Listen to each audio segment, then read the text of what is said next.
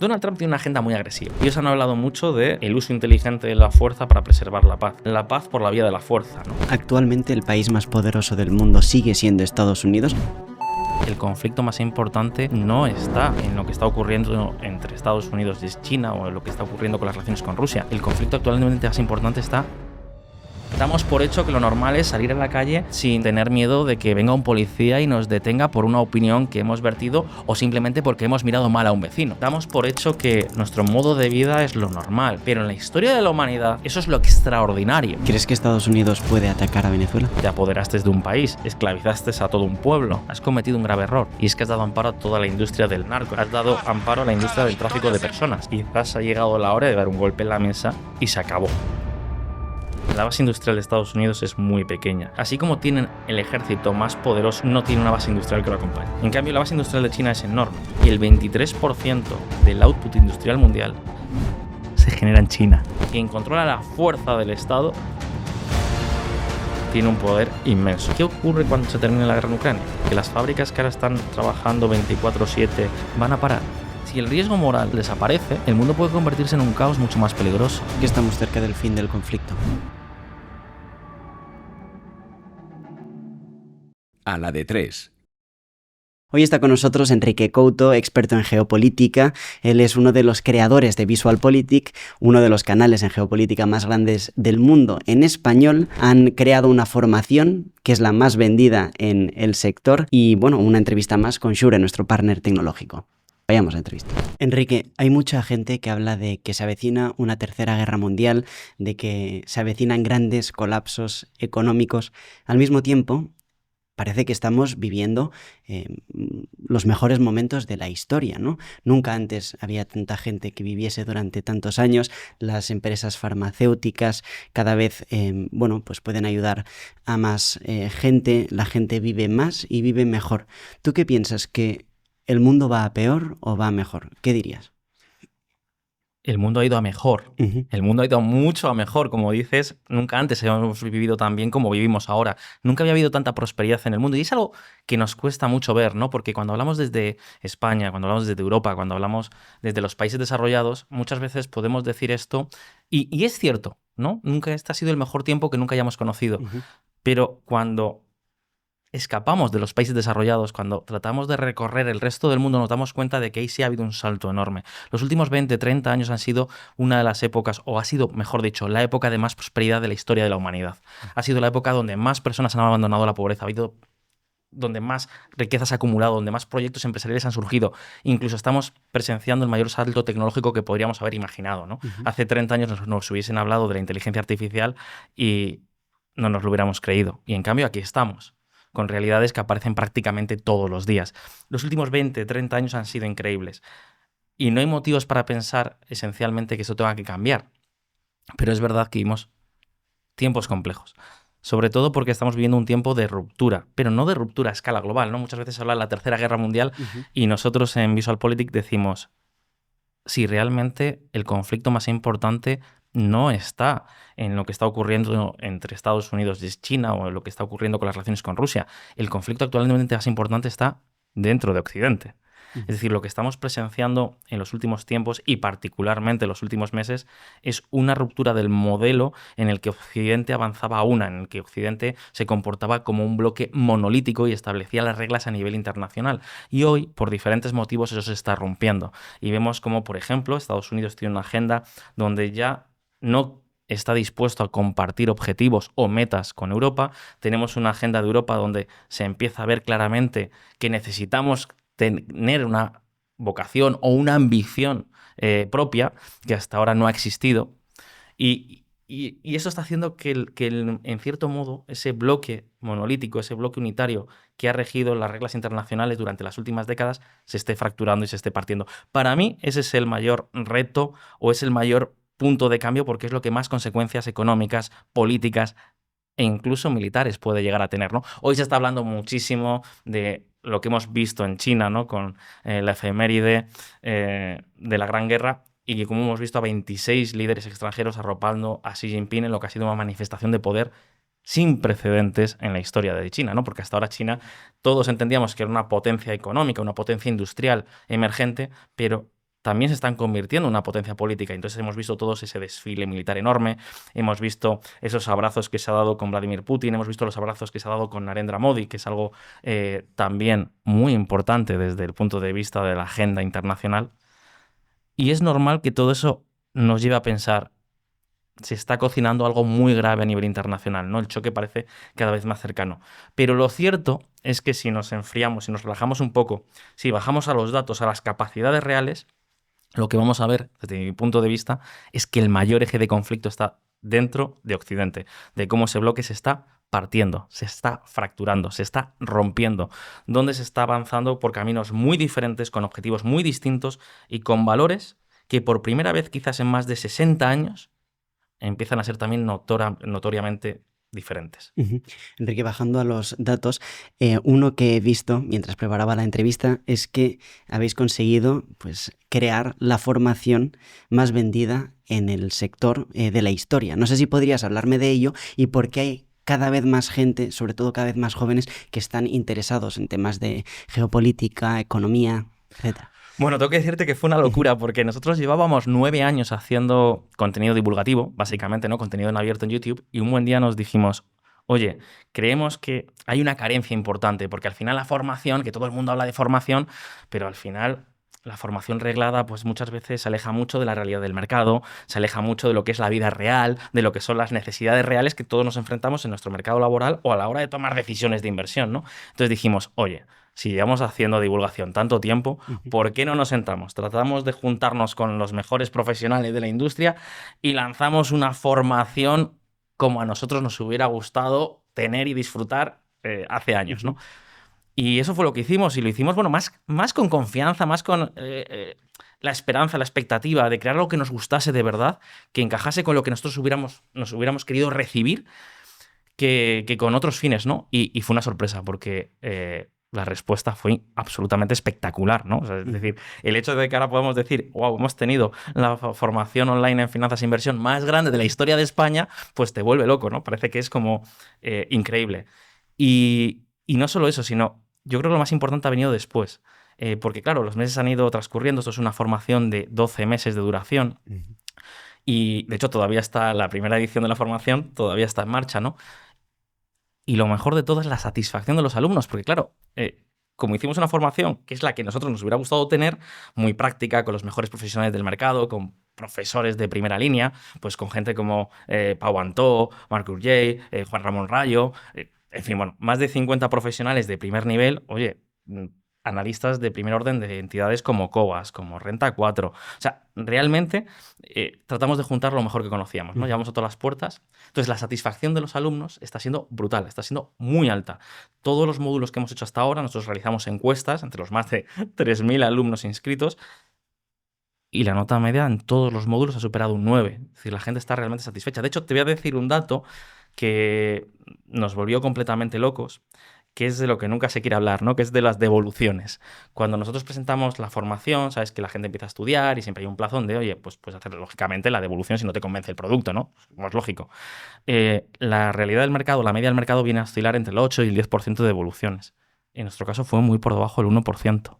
Es decir, de más de 3.100 estudiantes, apenas tuvimos 26 devoluciones. No, a mí me parece un dato que es loquísimo, porque es que la gente empezó, la gente se enganchó, la gente le gustó, hemos ido incorporando cosas nuevas, y yo creo que hemos hecho una formación que es completamente disruptiva, que es innovadora, que es ir directamente a lo que alguien que esté buscando evolucionar en el mercado profesional o incluso aprender simplemente, que es muy importante, a gestionar su patrimonio, a gestionar su empresa, a gestionar su negocio o a invertir su dinero, es la formación que puede esperar recibir, ¿no? Y en eso estamos. Entonces, bueno, teníamos esa espinita de decir, nos dedicamos a la divulgación, no nos gusta en general lo que hay o pensamos que se puede hacer de forma diferente con todo lo que hoy los recursos online nos ofrecen. Y eso es lo que hicimos. En la E3 valoramos muchísimo la formación y yo, bueno, como te he dicho antes, fuera de cámaras, os sigo desde hace como 6 o 7 años. Qué lujo. Muchas gracias. Bueno, no sé si podrías contarme cómo me puedo apuntar yo. O sea, si luego de la entrevista, ¿cómo lo hago? Bueno, pues tengo que decirte que la primera edición solo tuvo prácticamente, el periodo de matriculación solo duró 4 días, solo estuvo abierto 4 días y luego se cerró. No fue tal la avalancha de matriculados y de estudiantes inscritos que decidimos pausarlo, gestionarlo lógicamente bien, que es lo que hemos hecho con un gran equipo que está detrás, atendiendo a los estudiantes, preparando apuntes. Y lo cierto es que durante estos meses, pues mucha gente nos ha dicho, oye, ¿qué pasa con la siguiente edición? ¿no? Ujú. Y te voy a decir una cosa, nosotros pensamos hacerla en 2026 y hemos tenido que adelantarla por la avalancha de solicitudes que hemos recibido, ¿no?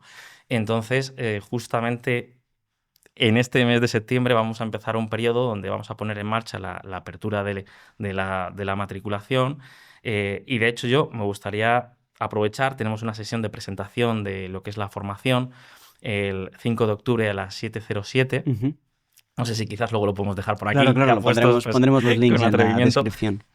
Vamos a tener una sesión donde vamos a presentar toda la formación, nos va a acompañar Juan Ramón Rayo, además Ujú. queremos que sea una sesión especial, ¿no? Porque esta formación es eminentemente práctica. Entonces, Nos lo que acompañará queremos... Juan Ramón Rayo. Sí, dices. nos acompañará Joder. Juan Ramón Rayo. Ujú. Y como queremos que la formación sea eminentemente práctica, la idea es que la presentación lo sea desde el primer minuto, ¿no? Entonces, en esta sesión vamos a tratar de estudiar muchas de las claves económicas financieras que se están produciendo en nuestro mundo, ¿no? Entonces, creo que va a ser una sesión de Zoom muy interesante, Ujú. a la que, insisto, todo el mundo que quiera se va a poder inscribir. Ujú. Pues por el link que, por ejemplo, podéis, Que si pondremos en nos la podéis descripción. poner por aquí. Y eso, el día 5 de octubre a las 7:07, Ujú. creo que va a ser una oportunidad única para poder apuntarse y entender de qué va exactamente esta formación, ¿no? Y a partir de ahí, pues también se abrirá lógicamente el plazo de matriculación y podremos ponernos en marcha pues muy pronto con esta segunda edición. Ujú. ¿Y en qué momento empieza todo esto, ¿no? Todo VisualPolitik. Hoy en día, bueno, tenéis casi, no sé si 6 millones de seguidores entre todas las redes, sois probablemente el canal o uno de los canales de geopolítica más seguidos en español, pero claro, uno tiene que ir contando la verdad o ir tratando los temas bien, porque si no, no está durante tantos años en el top number one o uno de los bueno, más seguidos, ¿no? Entonces, ¿cómo nace VisualPolitik y cómo os habéis conseguido pues mantener ahí? Hace ya muchos años, ¿no? Ujú. Porque estamos, de hecho, a punto, en 2026 celebraremos nuestros 10 años, ¿no? Ujú. Nuestra primera década en YouTube, que parece un mundo. 10 años puede sonar a poco, pero en YouTube es como ya de muchísimo tiempo, ¿no? Y una de las cosas que, honestamente, tengo que decir que siempre más nos ha sorprendido ha sido la regularidad, ¿no? En este tiempo. O sea, nosotros trabajamos muy duro, es algo que tuvimos muy claro desde el principio, donde, mira, siendo completamente transparentes, ¿no? Nosotros empezamos con una idea, Ujú. y es que teníamos que aportar valor. Al final es muy fácil hablar de geopolítica, es muy fácil dar opiniones políticas. Esto es como ocurre con el fútbol, ¿no? Donde prácticamente dentro de nosotros mismos cada vez hay un entrenador. Ujú. Es muy fácil. Lo que es difícil es tratar de ser mucho más mesurado, tratar de cribar mucho la información, tratar de dar respuestas claras a las preguntas que se hace la gente, conseguir que contigo o ayudar, digamos, a tus espectadores, a tu comunidad, Ujú. a que puedan comprender mejor lo que está ocurriendo en el mundo. Entonces nosotros nos fijamos una regla, y es que teníamos que ser eh, lo más rigurosos posibles al tiempo que también buscábamos las claves. Es decir, nosotros no queremos que alguien vea un vídeo nuestro para enterarse de una noticia. No, eso es muy fácil hoy, ¿no? Está lleno. De hecho, lo más fácil será ir a Twitter Ujú. o un medio digital, ¿no? Nosotros lo que queremos es que cuando ven un vídeo de VisualPolitik, de Visual Economic o del informe que haya, comprendan lo que está ocurriendo realmente, ¿no? Darles ese contexto, darles ese análisis, esa radiografía. Y sobre todo, y esto es muy importante para la gente que lleva con nosotros muchos años, nosotros no queremos convencer a nadie de nada. Evidentemente nosotros tenemos nuestro punto de vista, Ujú. pero lo más importante, y yo creo que eso es algo en lo que nos diferenciamos, es que nosotros tratamos de poner elementos sobre la mesa para que luego cada cual extraiga sus conclusiones. Ujú. Evidentemente nosotros tenemos nuestra forma de ver el mundo, pero yo creo que una característica que tienen nuestros canales es que no solo buscan aportar valor en cada vídeo, sino algo muy importante, y es entender que todos podemos tener perspectivas diferentes, pero que hay que dar los elementos de juicio necesarios. Y eso es lo que tratamos de poner sobre la mesa. Ujú. ¿Y qué recomendarías a una persona que esté escuchando la entrevista para que cuando vea una entrevista a alguien, ¿no? O una noticia sobre todo, sepa, bueno, diferenciar lo que es verdad de lo que es mentira, ¿no? Qué pregunta tan fácil y al mismo tiempo tan compleja Ujú. de resolver, ¿no? No lo digo porque... Sobre todo tener desconfianza. Sí. Sobre todo tratar de contrastar lo que se dice, tener desconfianza y algo muy importante y que qué demonios, parece que se está perdiendo, que es escuchar diferentes perspectivas. Es decir, para que tú tengas un encaje propio, para que estés convencido de algo, para que realmente puedas eliminar muchas de las dudas que te puedan asaltar, tienes que estar dispuesto a escuchar perspectivas diferentes, ¿no? Entonces, yo lo primero que diría es, consejo, hombre, cierto punto de desconfianza, pero no de desconfianza ni siquiera porque te vayan a mentir, ¿no? Sino desconfianza porque las realidades son complejas. Y hay que entender que muchas veces hay que enriquecerlas con perspectivas diferentes, ¿no? Entonces, lo primero, tener cierta desconfianza. Lo segundo, tratar de contrastar la información que te dan. Y tercero, y más importante, honestamente, porque lo primero y lo segundo, en cierto modo, es difícil, ¿no? Porque no tenemos tiempo, porque al final yo no me imagino a alguien que vea un vídeo de YouTube y luego vaya a su casa y diga, bueno, pues voy a hacer una evaluación de este tema, voy a ver fuentes, voy a ver... Es difícil, eso no suele ocurrir, ¿no? Entonces, lo que yo les diría es algo que se está perdiendo, que es que no pasa nada porque alguien dé una perspectiva diferente. O sea, yo consumo mucho contenido con el que no estoy de acuerdo. Yo consumo mucho contenido donde creo que los análisis nos ajustan a la realidad. O que cometen algunos errores interpretativos. O que, por ejemplo, cometen errores de teoría económica. Pero es una opinión que yo puedo tener en base a un conocimiento acumulado, en base a mis experiencias y mis años de estudio. Pero evidentemente consumo ese contenido porque creo que también nos aporta mucho valor.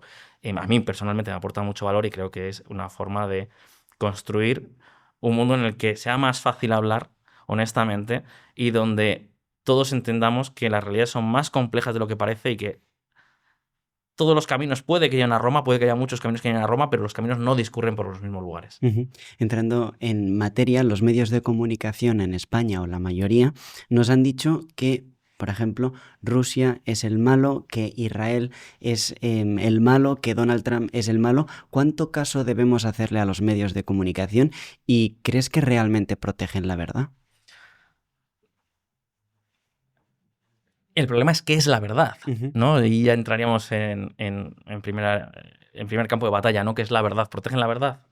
No pueden proteger la verdad porque la verdad siempre es subjetiva, ¿no? O sea, hay unos hechos objetivos, pero la verdad, si entramos en el terreno de cómo interpretamos esos hechos, hay un elemento de subjetividad muy grande, ¿no? Yo insisto, creo que con los medios de comunicación ocurre exactamente igual que con el resto de temas. ¿Podemos confiar en lo que dicen los medios de comunicación? Podemos confiar en los hechos. Y luego nosotros mismos tenemos que saber cribar exactamente qué medios nos generan más confianza y qué medios nos generan menos confianza. Pero aún así, tenemos que entender que la verdad no es tan fácil de lograr. Y que incluso un hecho puede tener muchas verdades, ¿no? Pasa con la guerra de Ucrania. Yo, por ejemplo, puedo tener claro que el agresor es siempre el culpable, pero evidentemente hay muchos elementos de juicio y de debate que tenemos que tener en cuenta, ¿no? No es tan fácil como decir blanco o negro en política internacional. Lo mismo pasa con Donald Trump o lo mismo pasa ahora con la emergencia de China. Tú puedes tener una opinión, yo puedo tener una opinión, pero evidentemente luego hay una escala de grises muy grande que tiene que acompañarnos. Entonces, ¿los medios de comunicación dicen la verdad? Bueno, mira, también hay un problema. Y es que la emergencia de las redes sociales ha dado muchísima transparencia, ha dado muchísima libertad, pero también ha vuelto locos a los medios de comunicación, básicamente porque se han encontrado con una competencia que no tenían hace unos años. Y entonces hay que buscar la guerra del clic, ¿no? Y entonces eso también hace que en los últimos años estén promoviendo muchas veces noticias que buscan polarizar más que dar a entender realidades o más que contar lo que está ocurriendo, ¿no? Que es polarizar o que es elevar el tono más de la cuenta o que es tratar de generar comunidades muy fervientes de seguidores que realmente estén muy cerrados sobre un prisma de interpretación analítica determinado, ¿no?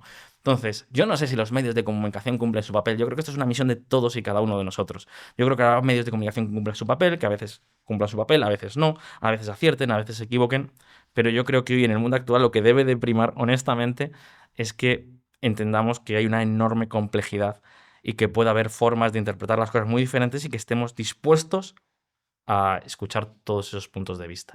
¿Y crees que los medios de comunicación quizá tienen miedo de que hayan salido alternativas como vosotros, como en pues, muchos podcasts, porque al final tenéis millones de seguidores? Bueno, nosotros también tenemos unos cuantos, pero... Exactamente, eso te iba a decir, ¿no? Esto es una buena prueba de ello. Claro que tienen miedo. O sea, al final los medios de comunicación, como toda actividad, es un negocio. Y hay que entender que detrás del negocio es lo que permite subsistir entidades empresariales, lo que permite pagar nóminas, lo que permite tener un resultado de explotación, lo que permite pagar los alquileres. Es evidente que dependen de la hoja de resultados. Y en el momento en que hay más competencia, ¿qué ocurre? Los márgenes se estrechan. Hay más competencia por la captación de publicidad, hay más competencia por la captación del espectador. El espectador ya no es tan fiel porque resulta que ahora tiene muchas más alternativas de consumo. Entonces, evidentemente, los medios de comunicación tienen miedo. Es evidente. Y también haya habido yo creo que sí ya se está pasando, pero durante años, por ejemplo, han tratado de desprestigiar mucho a todas las nuevas alternativas de comunicación, ¿no? A las que han tratado como, bueno, un poco más o menos que si fuesen un circo, ¿no? Durante muchos años. Yo creo que eso ya ha pasado porque se han dado cuenta que esto es una realidad que ha llegado para quedarse, ¿no?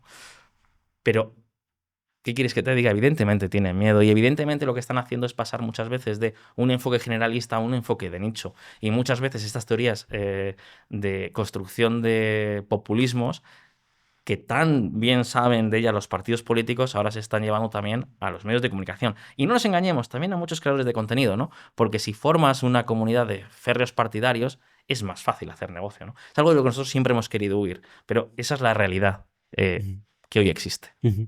Enrique, entrando en temas, en materia, ¿no? De temas que actualmente en el terreno de la geopolítica pues, están muy candentes, ¿por qué por qué Maduro, por ejemplo, lleva en el poder después de tantos años y aunque parezca que todo el mundo o que nadie quiere que esté allí?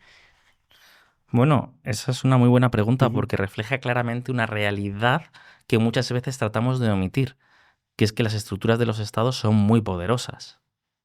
Esencialmente, Nicolás Maduro y el resto de sus compinches siguen en el poder porque nadie les ha podido mover de ahí, ujú, porque ellos controlan férreamente las instituciones venezolanas, porque ellos controlan la estructura del Estado en Venezuela. Y frente a esa estructura del Estado, frente a ese poder de esa administración, no se puede hacer prácticamente nada. Muchos venezolanos lo han intentado y han acabado en la cárcel, han acabado muertos o han acabado torturados. Y por supuesto, millones de ellos han acabado en lo que ha sido el mayor exilio de la historia de la humanidad, ¿no? ujú, Con millones y millones y millones de jóvenes que han tenido que huir del país muchas veces caminando en medio de la selva. Entonces, ¿por qué Nicolás Maduro sigue en el poder? ¿Por qué el régimen castrista? Bueno, hoy ya no liderado por los Castros, pero ¿por qué el régimen castrista sigue todavía en el poder? Porque básicamente cuando controlas las estructuras del Estado férreamente es muy difícil moverlas. Y esto es una lección muy importante. Es una lección que todos tenemos que tener presentes, porque Occidente, las democracias modernas, se basan precisamente en que nadie pueda cooptar todos los poderes del Estado. Incluso aunque sea alguien en quien nosotros confiamos, o incluso aunque sea alguien al que nosotros le otorgamos una gran afinidad ideológica. No importa. ujú, Las instituciones tienen que ser neutrales y cuando se pierde la separación de poderes, cuando se pierde la neutralidad de las instituciones, cuando un grupo coopta todos los espacios del Estado, lo que nos demuestra Venezuela es que incluso en el peor de los horrores van a mantener esa fuerza. ujú, Por eso es muy importante muchas veces, que es algo que también creo que se está perdiendo, que entendamos que las instituciones son muy importantes. Esto no es muy popular hablar de ello, ¿no? Ni es probablemente lo más entretenido, ni lo más divertido. Pero es evidente, y nos lo dice la historia y nos lo dicen todos los ejemplos que podemos encontrar de comparación política, y desde luego Cuba y Venezuela son buenos ejemplos, pero también podríamos hablar de China o de la propia Rusia. Cuando controlas todas las estructuras del Estado, el poder es muy difícil de mover. Y al final los ciudadanos no somos nada, somos hormiguitas sin ningún tipo de capacidad de actuación o con muy poca capacidad de actuación, ¿no? Lo que se ha construido en Occidente, hay un político americano, Mitt Romney, que justo hace unos meses lo decía, ¿no? Damos por hecho que nuestro modo de vida es lo normal. ujú, Damos por hecho que lo normal es sentarnos en esta mesa y poder conversar de lo que queramos libremente. Damos por hecho que lo normal es salir a la calle sin tener miedo de que venga un policía y nos detenga por una opinión que hemos vertido o simplemente porque hemos mirado mal a un vecino. Pensamos que eso es lo normal, pero en la historia de la humanidad eso es lo extraordinario. Prácticamente el mundo, permítame que utilice esta expresión que parece muy americana, pero no, pero yo creo que es muy representativa, ¿no? Muy visual. El mundo libre, es decir, las sociedades que pueden ser más o menos libres, habrá países más o menos libres, pero en general, esos países donde podemos decir lo que queramos, donde podemos gestionar nuestra vida como queramos, donde podemos hacer y deshacer, donde podemos criticar al poder político, son una anomalía histórica. ujú. Bueno, no solo son una anomalía histórica con poco más de 200 años, es que son una anomalía en la realidad del mundo actual. El mundo tiene unos 8.000 millones de habitantes. ¿Cuántas personas viven en entornos que son relativamente libres? Menos del 20%. Ujú, Por eso tenemos que preservarlo y por eso es muy importante preservarlo. Porque Venezuela es el ejemplo de que cuando no lo haces, todo se puede desmoronar. Venezuela era un país relativamente rico ujú, en términos de América Latina. Era un país que tenía muchos recursos naturales, era un país con una industria agroalimentaria creciente, era un país con buenos profesionales. No era el país, no era Reino Unido, no era Suiza, no era Alemania, pero era un país en términos relativos pujante y en términos relativos un país con mucha proyección de futuro. Y de repente, hubo un grupo político, hubo un movimiento político que empezó a cooptar todas y cada una de las instituciones del poder. La presidencia, el parlamento, las fuerzas armadas, los tribunales. ¡Ay, es que esos jueces están ideologizados! ¡Ay, es que esos jueces persiguen causas espurias! ¡Ay, es que las fuerzas armadas resulta que están contaminadas! Tenemos que hacer limpia. Claro, sus partidarios lo jaleaban, ¿no? ¡Ah, qué bien! Van a hacer limpia, ahora vamos a tener un modelo mucho más consistente, mucho más sólido. El resultado, cooptaron todo el poder y ya no hubo quien les moviese de allí. Y convirtieron a Venezuela esencialmente en lo que hoy es una horrible dictadura rentista y extractiva de recursos para sus líderes y los compinches amigos de los líderes, ¿no? Incluyendo muchos narcos. Por eso nadie puede mover a Nicolás Maduro, por eso nadie consiguió mover a los Castro, por eso nadie puede mover al Partido Comunista de China. Porque salvo que ocurra como ocurrió en la Unión Soviética, que llega un punto en el que todo se viene abajo y resulta que se produce una ventana de oportunidad que se puede aprovechar, quien controla el poder del Estado, quien controla las estructuras del Estado, quien controla la fuerza del Estado, tiene un poder inmenso y es muy difícil desplazarlo. Y yo mi lección no es, y perdona que sea insistente, pero me parecen unas ideas más importantes, ¿no? Mi lección no es, oye, ¿por qué en Venezuela no es tan de salida o por qué no hay cambios en Venezuela? La lección es, diantres, estaremos mejor o peor, pero tenemos que proteger nuestras instituciones a fuego para que nadie nos haga lo que le han hecho a estos países. ¿Y crees que Estados Unidos puede atacar a Venezuela?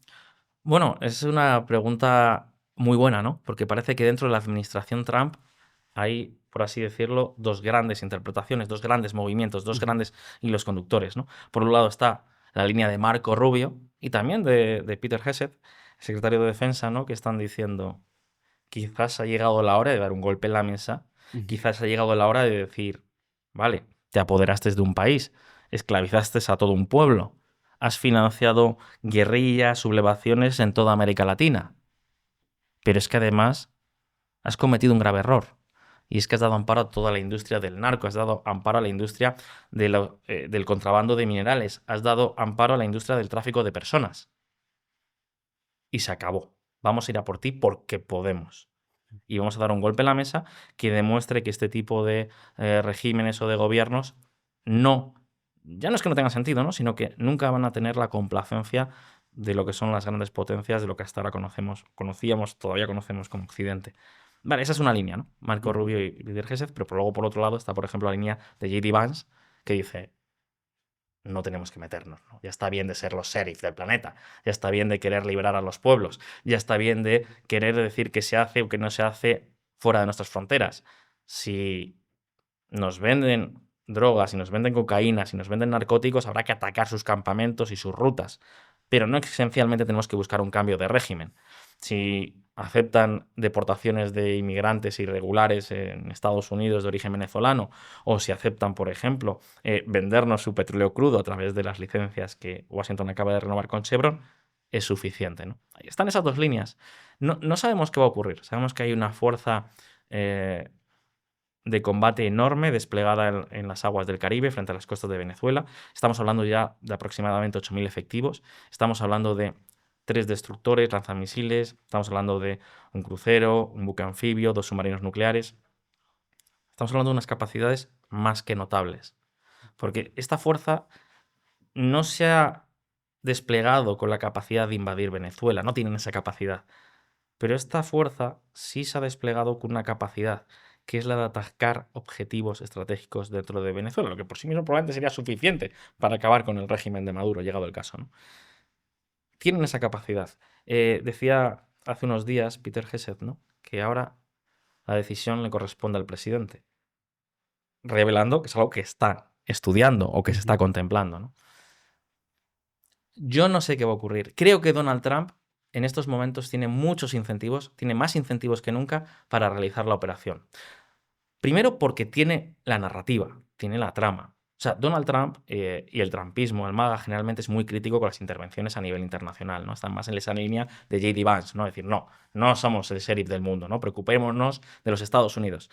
Claro, en el momento en que Nicolás Maduro ya no es un presidente de izquierdas o un presidente revolucionario, comunista, populista, definámoslo como queremos, en el momento que decimos que Nicolás Maduro es el jefe de un cártel, un jefe de un cártel conocido como el Cártel de los Soles, con vínculos con el Cártel de Sinaloa y con el Tren de Aragua, en ese momento la narrativa del Maga ya cambia y dice, pues sí, si es un cártel que está vendiéndonos su veneno en Estados Unidos, hay que ir a por él. Y lo que hemos visto también con la destrucción de la lancha hace unos días y demás, va un poco en esta línea, ¿no? Y todo lo que estamos viendo. La narrativa existe. Eso es importante, porque hasta ahora no existía tan claramente, ¿no? Ahora que ya es considerado una amenaza a la seguridad nacional, Venezuela, Nicolás Maduro, el chavismo, es considerado una amenaza a la seguridad nacional, es considerado el Cártel de los Soles un grupo terrorista, igual que el Tren de Aragua, ahora sí existe una trama y una justificación que podría permitir que la guerra fuese popular en Estados Unidos, incluso dentro de los partidarios del MAGA. Bueno, digo la guerra no, la intervención, la acción militar. No sería una guerra, sería una acción militar. No habría posibilidad de guerra, ¿no? Y además hay una serie de elementos que creo que refuerzan esta idea, ¿no? Ya tenemos la trama, pero también una serie de incentivos que hacen que Donald Trump podría realmente apoyar esta decisión o inclinarse a intervenir en Venezuela. Primero es el voto hispano. En 2026 hay unas elecciones de mitad de mandato que son fundamentales, porque las elecciones de mandato van a establecer si la administración Trump puede consolidar muchos de los cambios que ha iniciado o todo se da marcha atrás. Básicamente, si los demócratas se hiciesen con el control de las cámaras, incluso con la Cámara de Representantes, la presidencia de Trump habría llegado a su fin. Prácticamente se terminaría. Y estamos hablando de un presidente que está en su segundo mandato, ¿no? Que ya no, en principio, no puede aspirar a la reelección. Con lo cual, estas elecciones van a ser fundamentales para esta administración. Y no llegan en el mejor momento posible. Van a llegar probablemente con una economía que se está enfriando rápidamente, una economía donde los parámetros ya nos dicen que va a ser por los próximos meses probablemente mucho más difíciles, donde es posible que a raíz de la bajada de tipos y de la introducción de aranceles, bueno, vamos a ver cómo queda el tema de los aranceles, pero es posible que la inflación vuelva a repuntar. De hecho, es algo que ya está generando bastante desgaste electoral porque los precios no se están enfriando. Es una administración que llega en un momento de popularidad complicado. Prácticamente todas las encuestas están dando muy por debajo de los 45 puntos, incluso en algunas bastante por debajo de los 40 puntos. Y en ese marco, lo que están diciendo las encuestas es que hay un colectivo en particular que se está alejando del presidente, que es la población hispana, que es un tipo de votante que le hizo presidente, ¿no? Porque en Florida, ¿no? bueno, no solo en Florida, sino prácticamente en las últimas elecciones hubo un vuelco muy importante donde Trump creció muchísimo entre el votante hispano, hasta el punto de que entre los hombres hispanos fue el candidato más votado, ¿no? Superó a Kamala Harris, lo cual pues no ocurría desde hacía muchos años, ¿no? Porque desde hace mucho tiempo, digamos que la población hispana votaba más a los demócratas que a los republicanos, y eso cambió. Y una de las claves del resultado electoral de Donald Trump fue que consiguió arrastrar muchísimo voto hispano, ¿no? Consiguió un cambio sustancial en la corriente de voto hispano, y eso hizo que, por ejemplo, Arizona, un estado tradicionalmente republicano, pero que en 2020 Joe Biden consiguió ganar, pues esta vez volviese, a apoyar a Donald Trump, ¿no? Entonces, claro, está habiendo mucho desgaste con el tema del ICE, con el tema de la guerra migratoria, con el tema de las deportaciones.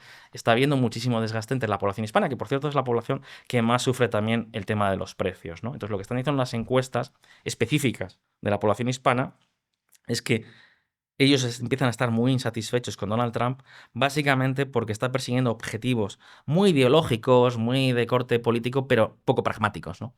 Ellos dicen, oye, sí, al final nos están persiguiendo la inmigración, al final nos están etiquetando a todos, porque al final, aunque tú quieras perseguir inmigrantes irregulares, al final no deja de producirse una caricatura general de toda esa minoría.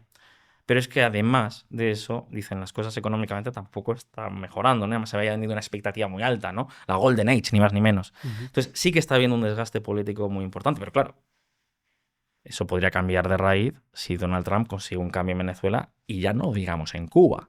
Porque evidentemente si algo odia el colectivo hispano en Estados Unidos por encima de todas las cosas es al chavismo y al castrismo, ¿no? Sí. Que tienen muy claro, o ellos consideran al menos, que es el responsable de muchos de los grandes males que hay en América Latina. Por tanto, una intervención en Venezuela podría ser muy importante en términos electorales. Y no olvidemos que cada vez los hispanos pesan más y cada vez votan más. Porque lo que ocurría hasta hace no mucho tiempo, prácticamente hasta las últimas elecciones, es que los hispanos Eran muchos, pero no votaban. Bueno, ahora están empezando a votar.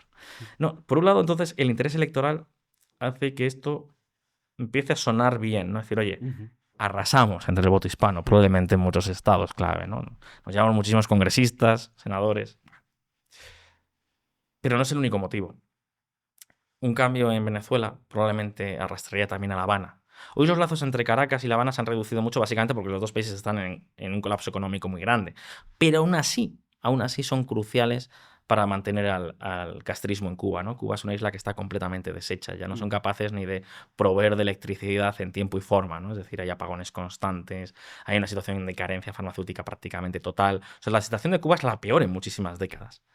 Y si el régimen de Venezuela colapsara o cayese por una intervención de Estados Unidos, no sería extraño que al poco Arrastrara. tiempo podría arrastrar al castrismo en Cuba. Por no hablar además de que los líderes militares de Cuba, que son los que sostienen la dictadura en estos momentos, dirían, ojo, que los americanos se han atrevido en Venezuela, ¿por qué no se van a atrever aquí? Probablemente estarían mucho más dispuestos a plantear un proceso de transición. Claro, esto para Donald Trump sería increíble. Plantear un cambio en Venezuela sería brutal, pero conseguir un cambio en Cuba, que es uno de los talones de Aquiles de la política exterior de Estados Unidos desde los años 60. Conseguir aquello que ni siquiera Kennedy se atrevió. Estamos hablando de muchas décadas.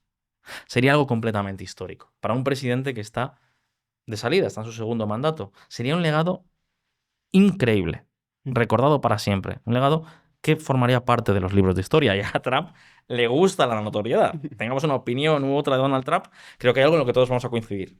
Le encanta la notoriedad, el reconocimiento.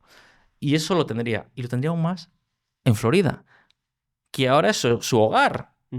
Vamos, en Florida, donde hay una comunidad cubana enorme, Donald Trump sería recibido con loas. Yo me imagino que habría homenajes a Trump prácticamente en cada esquina, ¿no? Del estado de Florida. Eso es muy jugoso. Con lo cual también hay un interés electoral, hay un interés personal, pero también hay un interés de fuerza. Donald Trump tiene una agenda muy agresiva. Y ellos han hablado mucho de la paz por la vía de la fuerza, ¿no? El uso, lo que ellos consideran el uso inteligente de la fuerza para preservar la paz, que es la amenaza de un golpe fuerte y fulminante, o el riesgo a que Estados Unidos ejerza un golpe fuerte y fulminante, como vía de conseguir avanzar en las mesas de negociaciones con muchos temas, ¿no? Es decir, para explicarnos mejor, ellos defienden que la fuerza en Estados Unidos, que el arsenal militar de Estados Unidos, tiene que utilizarse como una vía de influencia directa en la mesa de negociación. Para que eso sea factible tiene que ser creíble. Acabar con el régimen de Venezuela sería una advertencia para otros muchos líderes del mundo, ¿no? Que sentándose en la mesa con Estados Unidos pueden decir, oye, tenemos que escuchar lo que dice Washington. Nos guste más o nos guste menos, ¿eh? Aquí estamos hablando de un interés político estrictamente norteamericano. Yo no estoy diciendo ni que esto esté bien ni que esté mal. Estoy diciendo que esto es un incentivo real que existe en Washington del que están hablando. Y en el caso... Y luego también hay un tema, y ya por acabar, perdona, Sí. está el tema energético. Donald Trump quiere energía barata. Básicamente quiere petróleo barato. Y además quiere garantizar el aprovisionamiento de los Estados Unidos por sí mismos y por mercados donde no haya riesgo geopolítico. Bueno, ahí Cuba también encaja, podría ser un gran negocio, ¿no? Sin ir más lejos, Guyana, por ejemplo, un estado limítrofe a Venezuela, con el que además comparte una serie de reivindicaciones territoriales, ¿no? Venezuela reclama una parte sustancial del territorio de Guyana, ha descubierto en los últimos años los que son los mayores yacimientos de petróleo convencional descubiertos en varias décadas, más de 11.000 millones de barriles. Y además con la expectativa de que se descubran muchos más barriles. Lo que está ocurriendo en Guyana es algo brutal. Se está convirtiendo en un país del que probablemente muchos de nuestros espectadores no hayan oído hablar siquiera y se está convirtiendo en algo así como el Kuwait de América Latina, ¿no? O bueno, me dirán que no es América Latina. El Kuwait de Sudamérica. Es muy interesante lo que está ocurriendo en Guyana y lo está pilotando la ExxonMobil. Bueno, Venezuela podría ocurrir algo por el estilo, ¿no? Hablaríamos de un campo abierto para las inversiones de empresas norteamericanas, muchísimos yacimientos naturales, petróleo, energía barata, todo muy, muy cerquita de los Estados Unidos. puedes utilizar, y así podríamos continuar, ¿no? Podríamos continuar con diferentes elementos de juego que hacen que esta vez, yo no sé si van a tomar la decisión, evidentemente yo no lo sé, nadie lo sabe porque no hay una bola de cristal, pero creo que esta vez Donald Trump, si hay algo claro, es que sí tiene más incentivos que nunca antes. Bueno, por todo lo que comentas, realmente a Donald Trump quizá le interesa. En el caso de querer efectuar esa operación para sacar a Maduro del poder, ¿cuándo lo haría? ¿O cuándo crees que podría hacerlo? ¿Y cuántos días tardaría en sacar a Maduro del poder? ¿Cuándo? Realmente cuando quisieran. Ya tienen la fuerza desplegada. 8.000 soldados son 8.000 soldados, suficientes. pero lo que es más importante, tienen 4 navíos que están especializados directamente en el lanzamiento de misiles, por ejemplo, de misiles Tomahawk. Es decir, de misiles con altísima precisión. Eso es lo que buscan en Venezuela. En Venezuela no va a haber una invasión. No vamos a ver marines en Caracas patrullando las calles. Eso no va a ocurrir. El cambio de régimen de producirse se realizaría mediante el uso de una fuerza letal, esperando que luego sean los propios venezolanos quienes, digamos, asuman el poder, ¿no? Quienes echen a los gorilas bolivarianos, si me permites hablar en estos términos. ¿Cómo lo harían? Precisamente de esta forma. Eso yo creo que está bastante claro. Tanto la Secretaría de Estado, el subsecretario de Estado, por ejemplo, Marco Rubio, ya ha hablado de ello, lo ha explicado. También Peter Hesse ha hecho mención a ello. Esencialmente estaríamos ante una operación de ataque a estructuras, infraestructuras y objetivos muy concretos. Una amenaza muy clara. Si no abandonáis el poder y buscáis un refugio, vamos a ir a por vosotros, os vamos a bombardear allá donde estéis, con la pretensión de que los propios Maduro, Cabello, Padrino digan, vale, hacemos las maletas y nos vamos, ¿no? Pero si no ocurriese, probablemente estaríamos ante un ataque de objetivos y luego probablemente el uso de la fuerza anfibia y de las marines que en estos momentos hay desplegados. Hay 2.200 marines de intervención desplegados dentro de esta fuerza de 8.000. Probablemente con los helicópteros del buque anfibio Iwo Jima pues realizarían probablemente acciones de entrar, capturar y extraer de Venezuela pues a altos miembros del régimen venezolano. Yo creo que ese sería un poco el plan de acción. Y, o sea, Maduro realmente preside un narcoestado. Sí. Has hablado del Cártel de los Soles, no sé si podrías Hay hablar. pocas dudas sobre el hecho de que Maduro preside un narcoestado. Se está hablando mucho, sobre todo en redes, de decir, ¿dónde están las pruebas? ¿Realmente es verdad que exista el Cártel de los Soles? Bueno, hay dos cosas que son diferentes. Podemos plantear un debate sobre el alcance real del Cártel de los Soles. Y es un debate interesante. Y probablemente es un debate que todavía no está bien formulado. Lo que nos dice una investigación, una causa abierta en los tribunales de Nueva York por la Fiscalía de Estados Unidos, es que sí, existe el Cártel de los Soles. Es un cártel con una estructura cuya actividad está creciendo bastante, sustancialmente, hasta tener un protagonismo muy relevante en la distribución de cocaína en Estados Unidos y que está liderado por Nicolás Maduro. Esto es lo que dice la Fiscalía de Estados Unidos, sin género de dudas. Al respecto han presentado varias pruebas. Incluso el responsable de inteligencia militar, Hugo Carvajal, del responsable de inteligencia militar del régimen de Maduro, se ha confesado culpable. Pero incluso más allá de este debate hay algo que es incuestionable. Y es que Venezuela se ha convertido en un narcoestado, esencialmente porque ya no es que exista el Cártel de los Soles, es que además dan refugio a un montón de cárteles y de guerrillas ligados al narcotráfico. Sin ir más lejos, la disidencia de las FARC opera desde Venezuela. El ELN opera desde Venezuela. Se sabe que hay muchísimos narcos, muchísimos grupos criminales que operan desde Venezuela o que tienen su refugio en Venezuela, porque allí no les persiguen. Es decir, al final pagan su protección al gobierno, ¿no? Pagamos un importe, pagamos la coima de turno y aquí nadie nos persigue. Y no solo hablamos de narcotráfico. Es decir, no solo hablamos del tráfico de narcóticos. Es que, por ejemplo, en los últimos años ha habido una emergencia brutal de tráfico de minerales.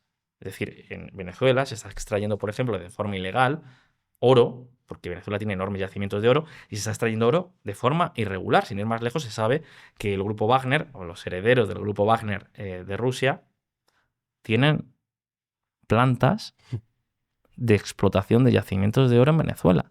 O sea, esto es conocido. Entonces, que sea un narcoestado, creo que hay pocas dudas al respecto.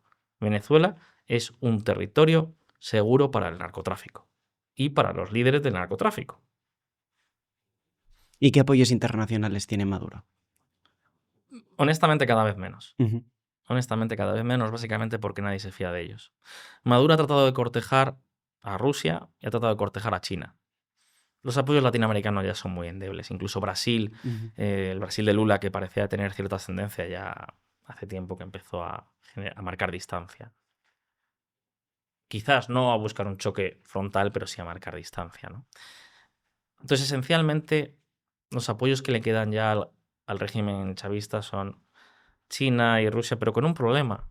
Los chinos hicieron grandes inversiones, empezaron a hacer grandes inversiones en el país, dieron financiación al gobierno, pero es que se dieron cuenta de que es un régimen tan absolutamente corrupto, tan absolutamente despótico, tan absolutamente incompetente, que es muy difícil hacer nada en Venezuela. Más aún cuando hacer algo en Venezuela implica tener problemas con otros muchos países latinoamericanos y probablemente enfrentarte a buena parte de la comunidad internacional, empezando por Estados Unidos, ¿no? Entonces, sí hay unas relaciones de China y Venezuela, amistosas, hay declaraciones, pero no se terminan de concretar nunca en nada, ¿no? Y respecto a Rusia, un poco más de lo mismo, ¿no?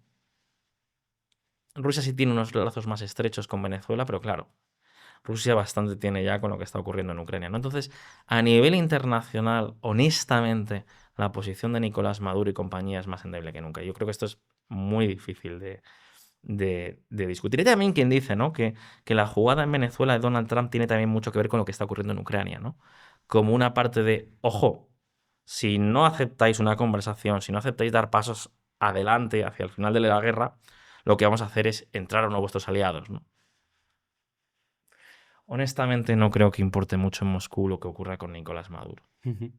Podría ser un golpe simbólico, pero mucho más simbólico fue el golpe de Irán, ¿no? Los bombardeos sobre las plantas nucleares en junio de este año y no pasó absolutamente nada. Si hablamos de apoyos, creo que muy pocos. Y siguiendo con temas internacionales, actualmente el país más poderoso del mundo sigue siendo Estados Unidos. Aún tienen el ejército más poderoso del mundo. Has hablado de los bombarderos, bueno, ahora se ha hecho famoso, ¿no? El bombardero B-2, que yo, bueno, creo que es como del 1989, una cosa así, o sea, que no es algo nuevo, pero bueno, no sé si podrías hablarnos del ejército, de si realmente es el país más poderoso del mundo. ¿Es Estados Unidos el país más poderoso del mundo? Sí, sin género de dudas. ¿Es el país que está condenado a tener una hegemonía absoluta? No. Ahora hablamos de ello. ¿Es el país más poderoso del mundo? Sí. Yo creo que todavía no se puede cuestionar. Primero por varios motivos, ¿no? El ejército de Estados Unidos tiene un problema muy importante. Pero voy a empezar por qué creo que es el ejército más importante de Estados Unidos, porque todavía es la fuerza militar más relevante del mundo. Estados Unidos no solo tiene mayor presupuesto militar, eso es lo de menos, tiene sobre todo un capital militar acumulado enorme. Tiene una distancia tecnológica todavía muy relevante sobre el resto de competidores, sobre China, esencialmente, porque aquí no hay más competidores en juego, ¿no? Estamos hablando de Estados Unidos y China, si hablamos de primera potencia militar. Pero Estados Unidos no solo tiene todavía un cierto liderazgo tecnológico, un importante liderazgo tecnológico, sino que además controla muchas de las tecnologías más avanzadas en estos momentos. Si hacemos un recuento de las tecnologías más avanzadas, como puede ser la inteligencia artificial, la robótica, temas de nanotecnología, temas de precisión satelital, de vuelos orbitales. O sea, si hablamos de muchas de las tecnologías clave, Estados Unidos todavía las lidera. Y además tiene todo ese capital acumulado durante años. Hablabas del B-2 hace un momento. Evidentemente el B-2 no es un avión nuevo, pero ahí está y no tiene rival todavía en el mundo, como no tiene rival todavía la fuerza de despliegue que tiene Estados Unidos. Una fuerza de despliegue en forma de cazabombarderos, una forma de despliegue una capacidad de despliegue en forma de bases militares en todo el mundo, una capacidad de despliegue en formas de cazas de última generación como el F-22, una capacidad de despliegue con la fuerza de portaaviones. Es decir, no hay todavía ningún país que sea capaz de operar en cualquier lugar de la faz de la Tierra. Eso China todavía no lo puede hacer. China no podría desarrollar mañana una guerra en Argentina, por poner un ejemplo. Estados Unidos sí. Entonces, si hablamos en esos términos, creo que sin género de dudas Estados Unidos es el país militarmente más fuerte del mundo. Sí, sin género de dudas. Ahora bien, Estados Unidos tiene un problema. En los comentarios seguramente esté ya mucha gente diciendo, ¿qué dicen? No tienen ni idea, ahí están los chinos. Estados Unidos tiene un problema muy importante y es un problema que está apuntando mucho la administración Trump. Lo hizo ya la administración Biden, pero la administración Trump ha llegado con esta idea un poquito más clara o digamos dándole mayor prioridad, ¿no? Y es que así como tienen el ejército más poderoso, con mayor capacidad de despliegue, con más dotación y con más equipación tecnológica, con más experiencia de combate, que es algo también relevante e importante, no tiene una base industrial que lo acompañe.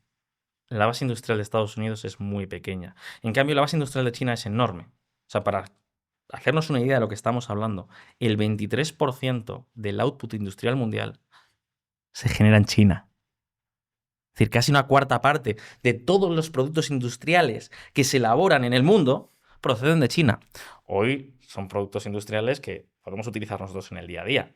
O, por ejemplo, los coches que están empezando a inundar nuestras carreteras.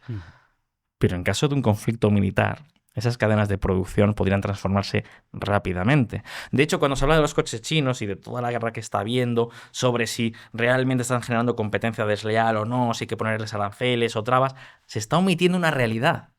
Y es que la industria del automóvil ha sido una prioridad para China esencialmente porque tiene un componente de uso militar potencial muy importante. Entonces, el gobierno chino tuvo claro hace años que para convertirse en una potencia no solo económica, sino militar de primer orden, tenían que tener una industria automotriz grande, muy grande. ¿Por qué? Porque una planta automotriz la puede llegar a reconvertir con cierta facilidad para fabricar equipos listos para la guerra, ¿no? Además de todo lo que ello conlleva, producción siderúrgica, producción de componentes, piezas, que tienen la capacidad de ser usada en una producción militar potencial, ¿no? Entonces, China tiene una base industrial colosal. Lo que ocurre con los astilleros, por ejemplo. China fabrica al año más del 50%, bueno, más del 60% de los barcos que se fabrican a nivel mundial. Estados Unidos no creo que llegue a 2 manos los barcos que fabrican por año, ¿no? Civiles, mercantes grandes, ¿no? Eso es un problema. Porque evidentemente, si tú tienes astilleros que son capaces de fabricar barcos comerciales muy rápidamente y tienes las siderúrgicas que lo acompañan, los trabajadores especializados, las máquinas, mañana podrían dejar de fabricar metaneros para fabricar barcos militares, ¿no? Esa base industrial no existe en Estados Unidos, es muy pequeña. Muy pequeña. Nunca había sido tan pequeña como ahora. Hasta el punto que ha ocurrido la guerra en Ucrania y se han dado cuenta de una cosa. No somos capaces ni de fabricar la munición, ni la munición de artillería, siquiera, que es uno de los componentes más básicos, más esenciales de un combate militar. No somos capaces de fabricar ni siquiera la munición de artillería que consume un país como Ucrania. Imaginémonos un conflicto de mayor envergadura. Y ahí saltaron todas las alarmas. Estados Unidos tiene arsenales muy grandes, pero no tiene capacidad de reponer los arsenales. Es decir, este es el gran problema que tiene ahora mismo Estados Unidos. Y se han dado cuenta de ello. Por eso también están hablando de reducir la presencia militar en otros países, están hablando también de, o están obsesionados con que el resto de Occidente incremente su presupuesto militar. ¿Por qué quieren que Europa incremente muy rápido su presupuesto militar? ¿Para contener a Rusia? No, hombre, no. Sí, eso puede que también, pero no es solo por eso. Es porque evidentemente muchas de esas órdenes de compras de equipos militares van a ir a parar a la industria militar de Estados Unidos. Y lo que necesita la industria militar de Estados Unidos son compradores constantes y regulares en el tiempo. Y ya Washington no es suficiente. Con lo cual, lo que están diciendo es, bueno, si sumamos otro Washington, que sería una Europa gastando en términos relativos o equivalentes, podremos tener una fuerza, una industria militar mucho más grande. Porque ese es el gran talón de Aquiles de Estados Unidos. Es el gran talón de Aquiles. Todos los estudios que se están haciendo, las simulaciones que se están haciendo, dicen que en caso de un conflicto severo con China, pues muchos de los misiles de precisión, los misiles antibuque, se agotarían en el plazo de semanas. Europa se está rearmando porque Europa quiere o porque Estados Unidos quiere. Yo creo que hay una mezcla de los dos elementos. Yo honestamente creo que hay una conjunción de las dos ideas, ¿no? Por un lado, creo que Europa ha visto el peligro de forma muy exagerada. Porque los políticos en Europa tenían una idea que luego no se ha cumplido, ¿no? Durante años tenían ejércitos que todavía eran herederos de los tiempos de la Guerra Fría, donde tenían algunas capacidades operativas, habían ido degradando con el paso del tiempo, de la misma forma que los arsenales también se habían ido degradando. Y ellos consideraban que los ejércitos europeos, pues ya evidentemente eran de un orden menor, con una capacidad operativa mucho más pequeña, pero que todavía eran relevantes. Y lo que ha ocurrido con la guerra de Ucrania es que se han dado cuenta que ha sido como un choque de realidad, ¿no? Ha sido como decir, no tenemos esa capacidad. O sea, tenemos un problema severo, gastamos mucho dinero, Europa gasta mucho dinero en todos y cada uno de los ejércitos, tiene un número de soldados que es enorme, pero realmente no están capacitados para el combate. No hay arsenales, no hay fábricas, no hay desarrollos de equipos propios, no hay repuestos, no hay capacidad de reparación rápida, no hay capacidades de despliegue, ¿no? Entonces, por un lado, yo creo que le han visto las orejas al lobo, sobre todo con una administración como la de Estados Unidos que ha dicho, nosotros ya nos vamos a sacar las castañas del fuego. Entonces, por un lado, creo que el ver las orejas al lobo ha hecho que muchos países, sobre todo impulsados por lo que es la Europa del Este, hayan dicho, ok, tenemos que ponernos las pilas, tenemos que mejorar estas capacidades. 2. Europa lleva años atravesando una profunda crisis económica y una crisis de desindustrialización muy acelerada. Sin ir más lejos está la situación de Alemania, que es prácticamente trágica. Y hay muchos políticos que han pensado, quizás un plan de estímulo para reactivar nuestra actividad industrial sea precisamente el gasto militar. Bueno, pues si sumamos lo primero a lo segundo, quizás haya que avanzar más por esta vía, ¿no? Y el tercer elemento, evidentemente, es Estados Unidos, la presión que ha desarrollado. Lo hizo la administración Obama, continuó haciendo la administración Trump, luego la administración Biden y ahora ya la administración Trump pues dando un golpe en la mesa muy fuerte, ¿no? Es decir, ha llegado la hora de gastar mucho, pero que mucho más en defensa. Entonces, si sumas esos tres elementos, es el verle las orejas al lobo, el miedo, la comprensión de que tu capacidad operativa es minúscula, le sumas un objetivo económico también, donde ves que puedes justificar un plan de estímulo económico que genere empleo y reactive la industria, y le sumas además a todo esto la presión de Estados Unidos, tienes el cóctel perfecto para entender por qué en Europa ahora se están poniendo un poco serios con el tema del gasto militar. Creo. Siguiendo con Europa, ¿qué crees que debería preocuparnos más? Que es distinto a qué es lo que quieren, pues en lo que estemos preocupados, ¿no? Pero ¿qué debería preocuparnos más? Nuestros vecinos del sur, hay mucha gente que habla de islamismo radical, de que hay ciudades donde no sé si el 50% de los jóvenes de Bruselas pues ya son musulmanes. O sea, ¿qué debería preocuparnos más? ¿Los vecinos del sur o Rusia o China o...? Lo primero que te diría es nosotros mismos. Uh-huh. O sea, Europa es una potencia industrial de primer orden. Nuestra producción industrial es mucho mayor que la de Estados Unidos, pero se está erosionando muy rápidamente. O sea, Europa tiene un problema muy serio de competitividad económica. Tiene un problema muy serio de capacidad de generar economías de alto valor añadido en la nueva industria digital, en la nueva industria tecnológica.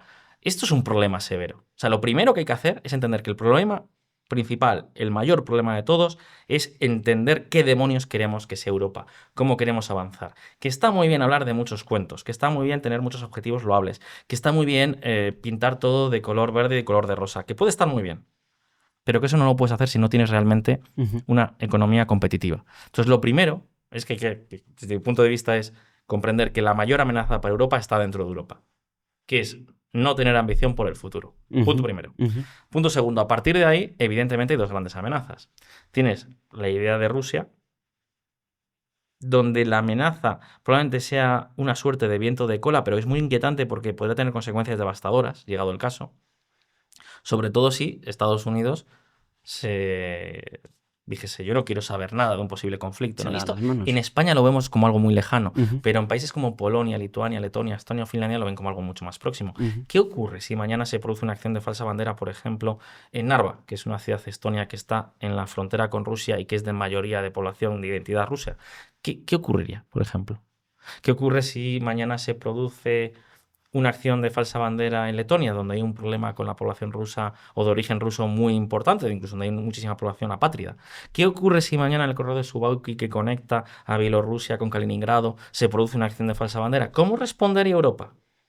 Sobre todo si Estados Unidos decide no hacer uso de su paraguas militar. Evidentemente, el problema podría escalar en varias magnitudes. No es algo intrascendente. Ucrania es un país que está en Europa y estamos viendo ciudades arrasadas por artillería, que es lo que nunca hubiéramos imaginado, ¿no?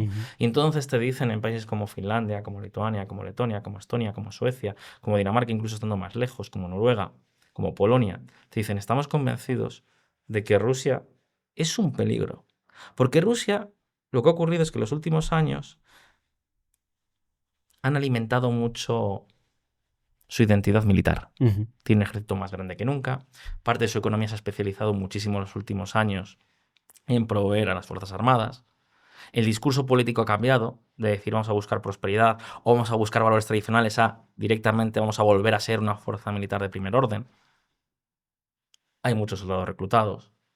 Hay mucha gente que ha sufrido pérdidas humanas en sus familias y que al menos quieren tener el consuelo de que esas pérdidas han servido para algo. Hay un caldo de cultivo muy grande en Rusia en torno a la industria y al componente militar. Siempre lo ha habido, pero ahora ha crecido una barbaridad. Tenemos que ser conscientes de esto. Y entonces mucha gente está diciendo, bueno, ¿qué ocurre cuando se termine la guerra en Ucrania? ¿Qué va a ocurrir? Que las fábricas que ahora están trabajando 24/7, que están generando mucho empleo, que han reducido el paro en Rusia y que están generando cierta contención social, que están compensando los malos tragos que también está conllevando la guerra, ¿van a parar? ¿Va a ser tan fácil reciclar a todos esos trabajadores de la noche a la mañana?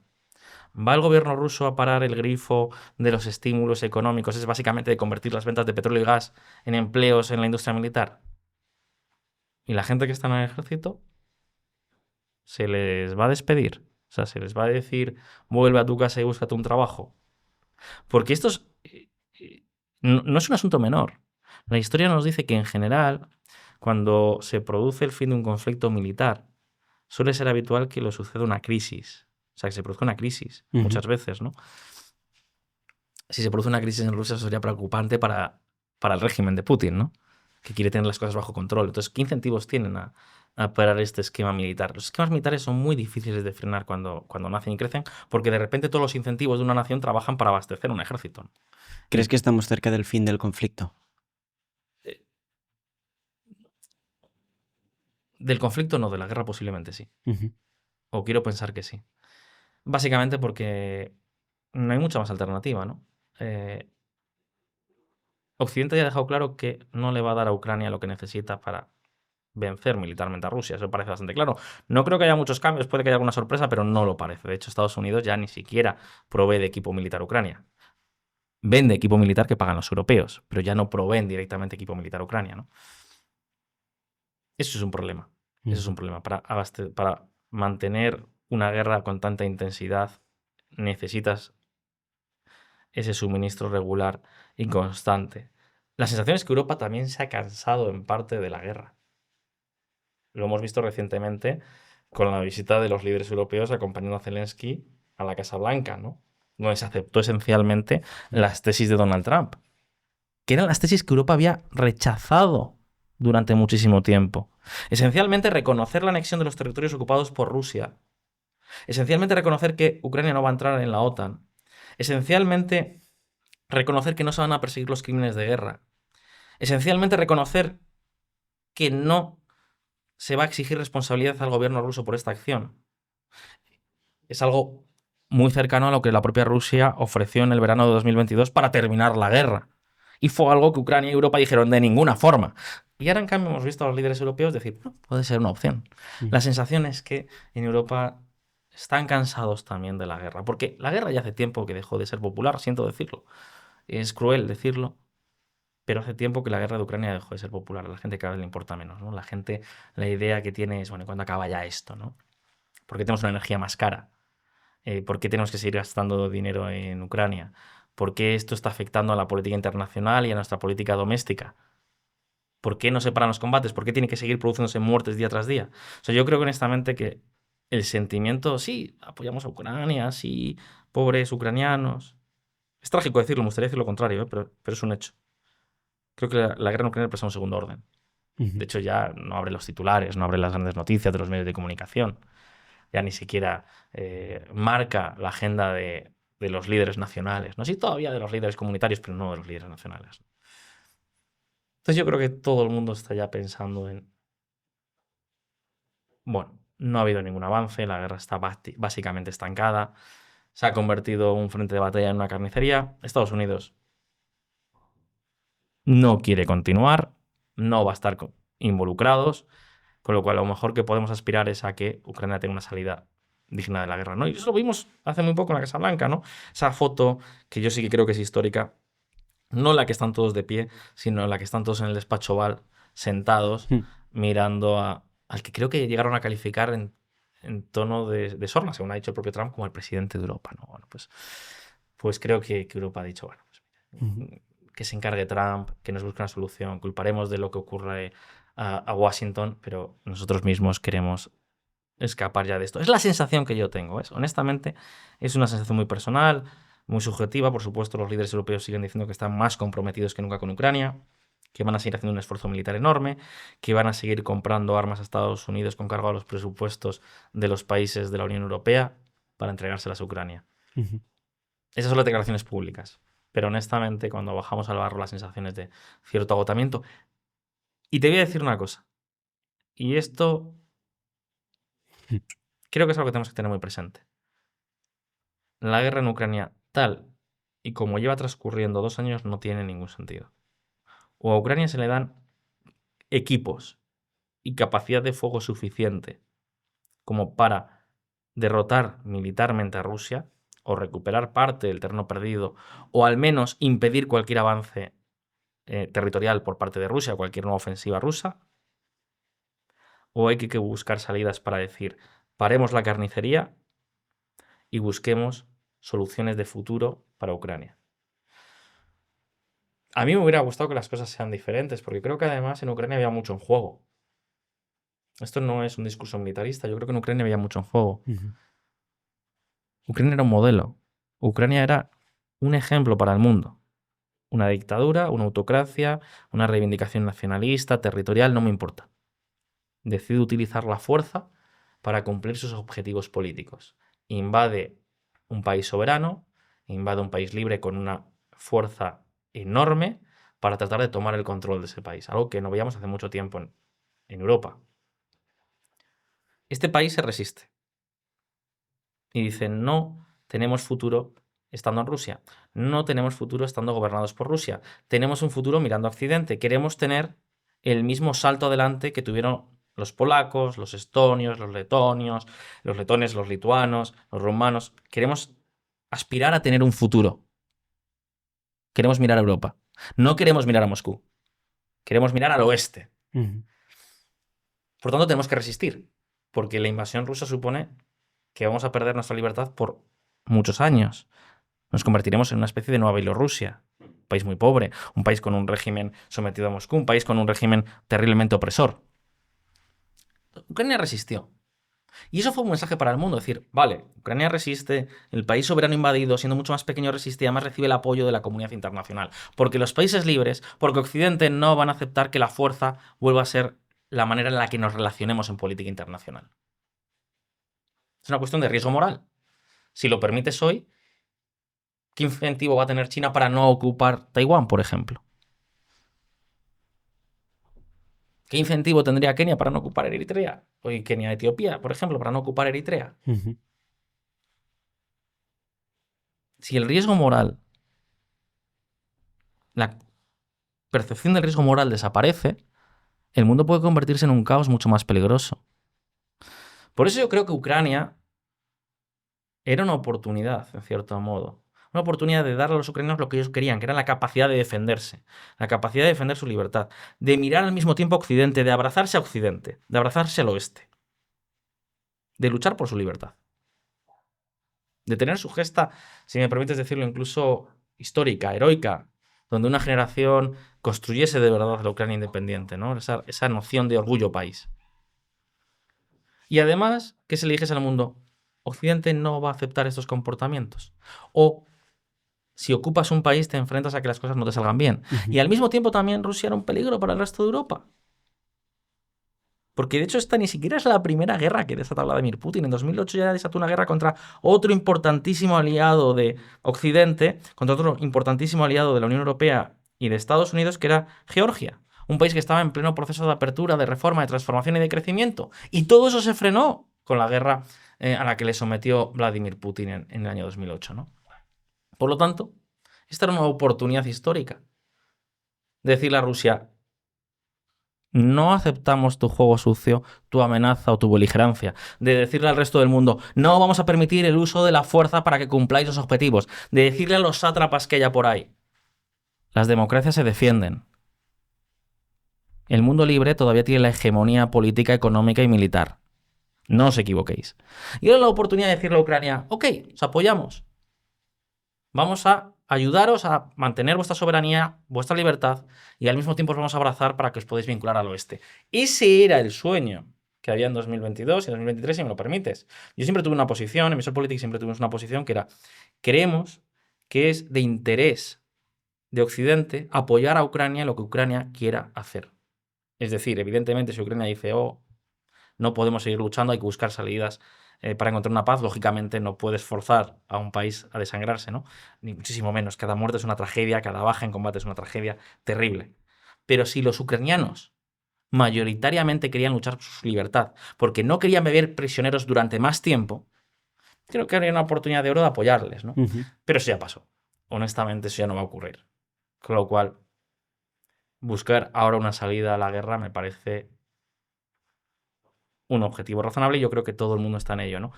Trump, la administración Trump lo tiene clarísimo. Creo que los líderes europeos no lo dicen públicamente, pero lo quieren. E incluso creo que Ucrania ya también empieza a ver ya un caldo de cultivo donde la gente dice, esto no va a ninguna parte. ¿Es una tragedia lo que nos ha ocurrido? Sí. ¿Es una injusticia lo que nos ha ocurrido? Sí. ¿Es bárbaro lo que ha hecho Moscú invadiendo nuestro país por la fuerza, atacando con artillería nuestras ciudades, bombardeando apartamentos, hospitales, colegios, centrales eléctricas, centrales de agua? Sí, pero ¿a dónde vamos? Entonces yo creo que la guerra de una forma u otra tiene que terminar, pero claro, también hay quien dice que Rusia no tiene ninguna ganas de terminar esta guerra porque sabe todo esto y sabe que el tiempo es su triunfo, cosa que siempre tuvieron más o menos claro. Los rusos suelen interpretar muy bien el paso del tiempo porque ellos saben que suelen tener una posición más consistente con el paso del tiempo que las democracias occidentales. Eso fue así en los tiempos de la Unión Soviética y sigue siendo así hoy, ¿no? Y hay quien te dice, no, la guerra no puede terminar y es la gran frustración que va a tener Trump, esencialmente porque Rusia no quiere terminar con la guerra, ¿no?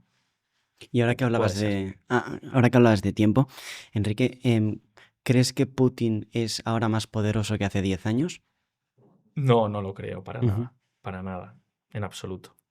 En absoluto. El ejército ruso ha sufrido muchas pérdidas. Es verdad que ahora se han armado, es verdad que ahora han desarrollado una industria militar trabajando a destajo 24/7, pero sus capacidades militares se han visto muy menguadas. Muy menguadas. Además, antes ejercían una llave del miedo, eh, porque Putin siempre dijo que ellos habían utilizado los recursos del petróleo para modernizar sus fuerzas armadas, ¿no? Para convertir al ejército ruso no solo en una maquinaria muy grande, sino también moderna y avanzada.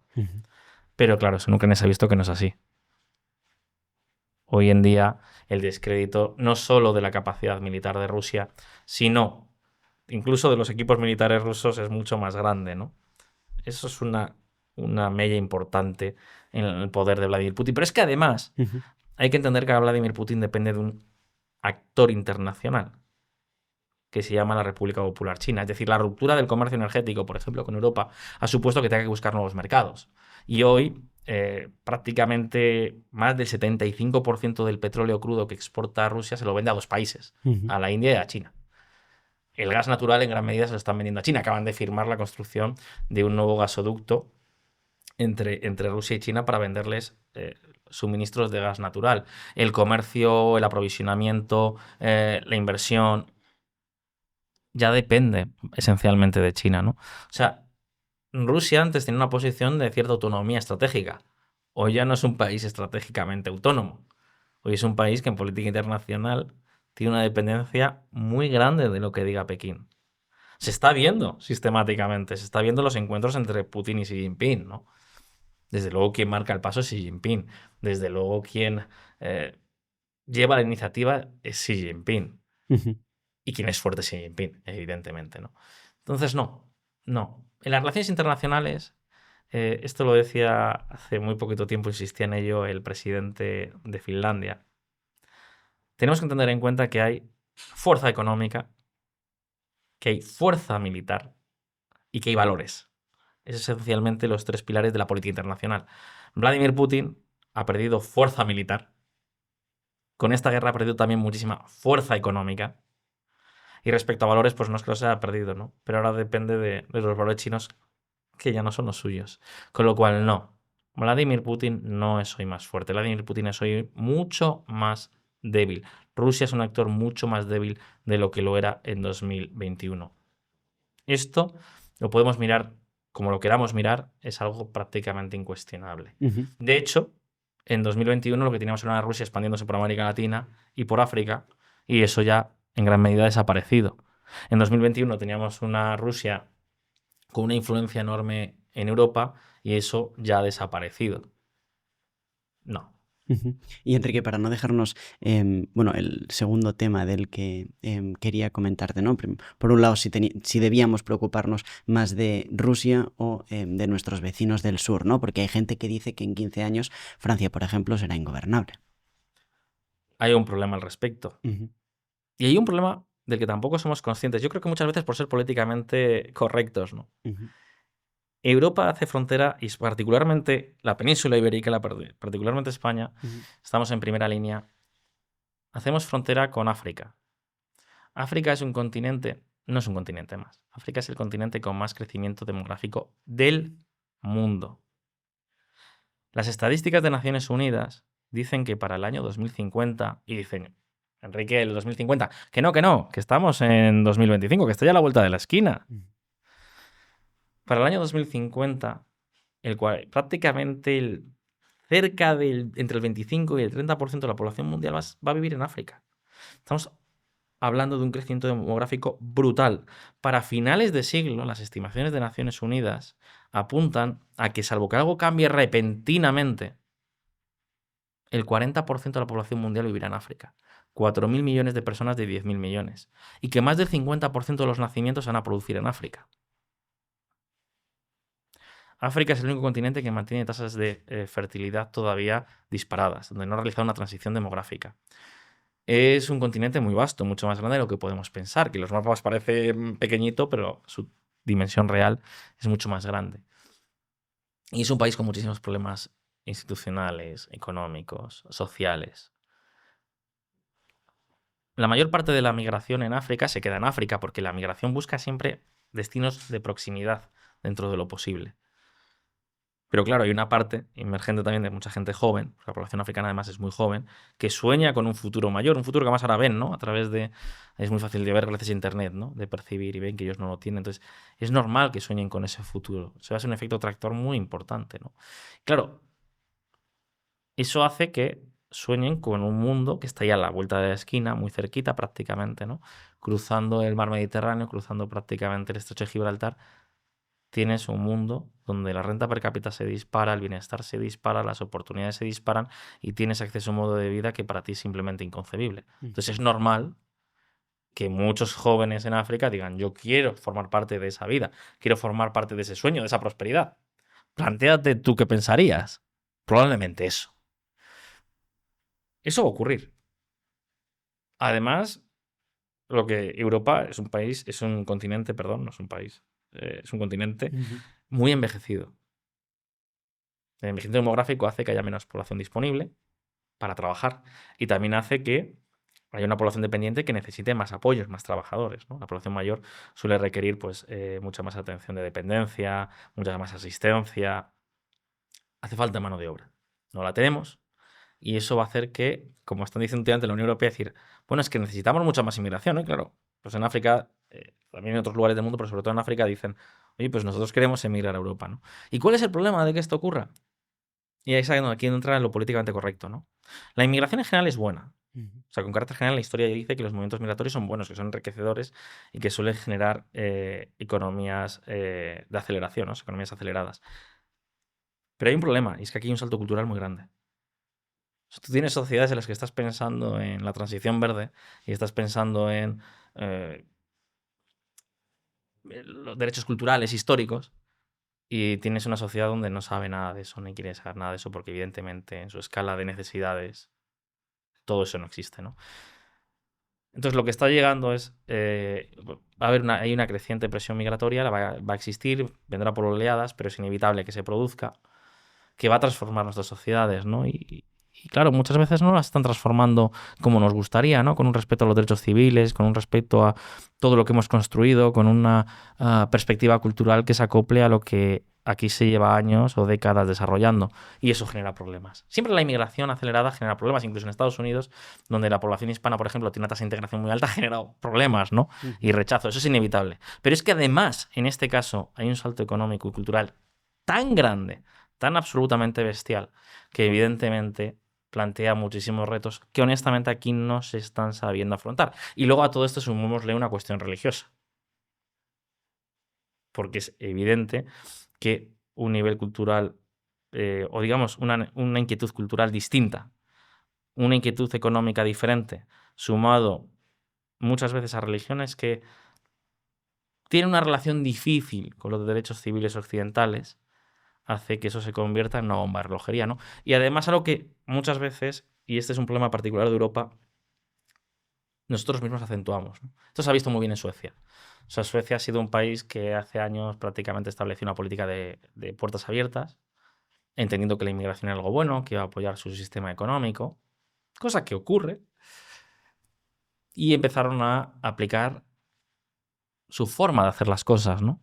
Por ejemplo, entregando viviendas públicas a todas estas personas, ¿no? Entonces, no solo generó un efecto llamada, sino que generó grandes guetos.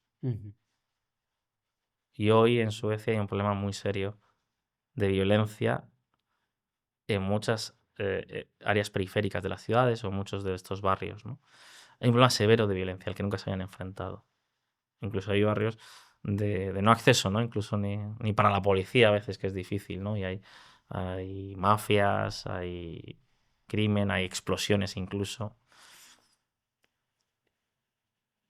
No es fácil la política de integración, no es fácil cuando esto se produce, se produce un cambio muy acelerado en la llegada de muchísimas personas con un salto económico y cultural tan grande, ¿no? Es algo que probablemente sea necesario, pero es algo que hay que saber gestionar. Y que no vale con decir, no, es un derecho humano. No, hay que saber gestionar las cosas, ¿no? Hay que entender que la historia nos dice que se generan problemas y que hay que saber gestionarlo. Entonces, lo que me preguntabas, sí, evidentemente, pero el problema es que tenemos un enorme transatlántico demográfico. Nosotros somos un pesquero y tenemos al lado un enorme transatlántico demográfico que quiere venirse a convivir con nosotros, pero con un salto cultural y económico muy grande, muy grande. Y lo que está haciendo el pesquero es no tomar medidas, no, siquiera no, para contener quizás lo que es inevitable, ¿no? Pero al menos para conseguir que se pueda producir una integración real, ¿no? O sea, muchas veces esto parte con una premisa, si me lo permites decir, y esto sé que es muy impopular decirlo, no estamos orgullosos de lo que hemos conseguido. No estamos orgullosos de la libertad de expresión, no estamos orgullosos de en la necesidad de respetar a todas las personas con independencia de su género, de su pensamiento, con su capacidad de decir lo que quieran o de su fe religiosa. No estamos orgullosos del mundo libre.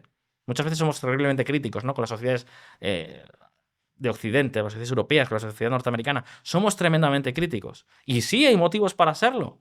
Pero tenemos que entender que estas sociedades son lo mejor que hay en el mundo en términos institucionales y en términos de respeto al ser humano. Por eso una regla evidente sería decir, hay que cumplir las normas que existen. Y las tenemos que hacer cumplir sin reparos y sin vergüenza. Son nuestras normas, las hemos desarrollado, han dado forma a los lugares con la prosperidad más grande jamás conocida, con el mayor bienestar jamás conocido. Hombre, tendremos que defenderlo. Tendremos que ser críticos con lo que funciona mal, pero estemos orgullosos de aquello que se ha conseguido, que está bien, y defendámoslo. Yo creo que vuelvo a decir lo que decía antes, ¿no? Y no sé si me estoy yendo por las ramas. Creo que el problema no está fuera, si el problema está dentro. O sea, honestamente, en Europa creo que el problema lo tenemos dentro. Dentro. Que es nuestra falta de ambición y nuestra falta de orgullo por las cosas que hemos conseguido y nuestra falta de liderazgo para decir, oye, hemos dado una forma a una sociedad avanzada, una sociedad donde la gente vive razonablemente bien, podemos presumir de ello y podemos exigir cosas. Enrique, no lo sé y por eso te lo pregunto. Pero al igual que la mayoría de la inmigración hispana, pues por ejemplo, pues hay muchos que van a España, la mayoría de la inmigración africana, por ejemplo, muchos de ellos que quizás son musulmanes, Ellos van a Qatar, van a Emiratos Árabes, que quizás las tradiciones pues son similares, la religión también. No sé si podrías, hablarnos de ello. No, mayoritariamente no, ¿Por qué? porque no se lo permiten. ¿Y por qué no se lo permiten? Porque en estos países, que por cierto están muy abiertos a la migración internacional, pero en base a unas reglas claras. Ajá. En Qatar las normas se cumplen. En Emiratos Árabes las normas se cumplen. Nos podrán gustar más o menos las normas, Ujú. pero se cumplen.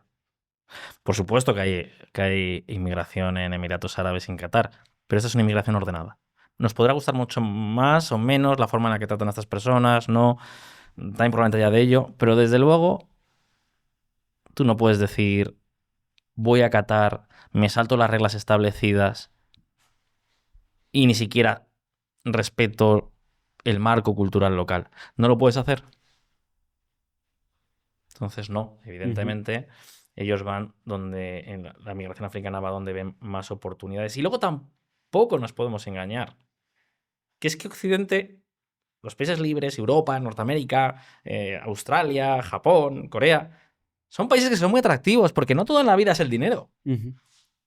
El dinero es importante, es decir, tener una carrera laboral, profesional, conseguir un sustento es muy importante.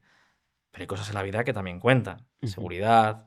La seguridad no solo física, que va a decir la gente, pues vaya seguridad, ay, sí lo...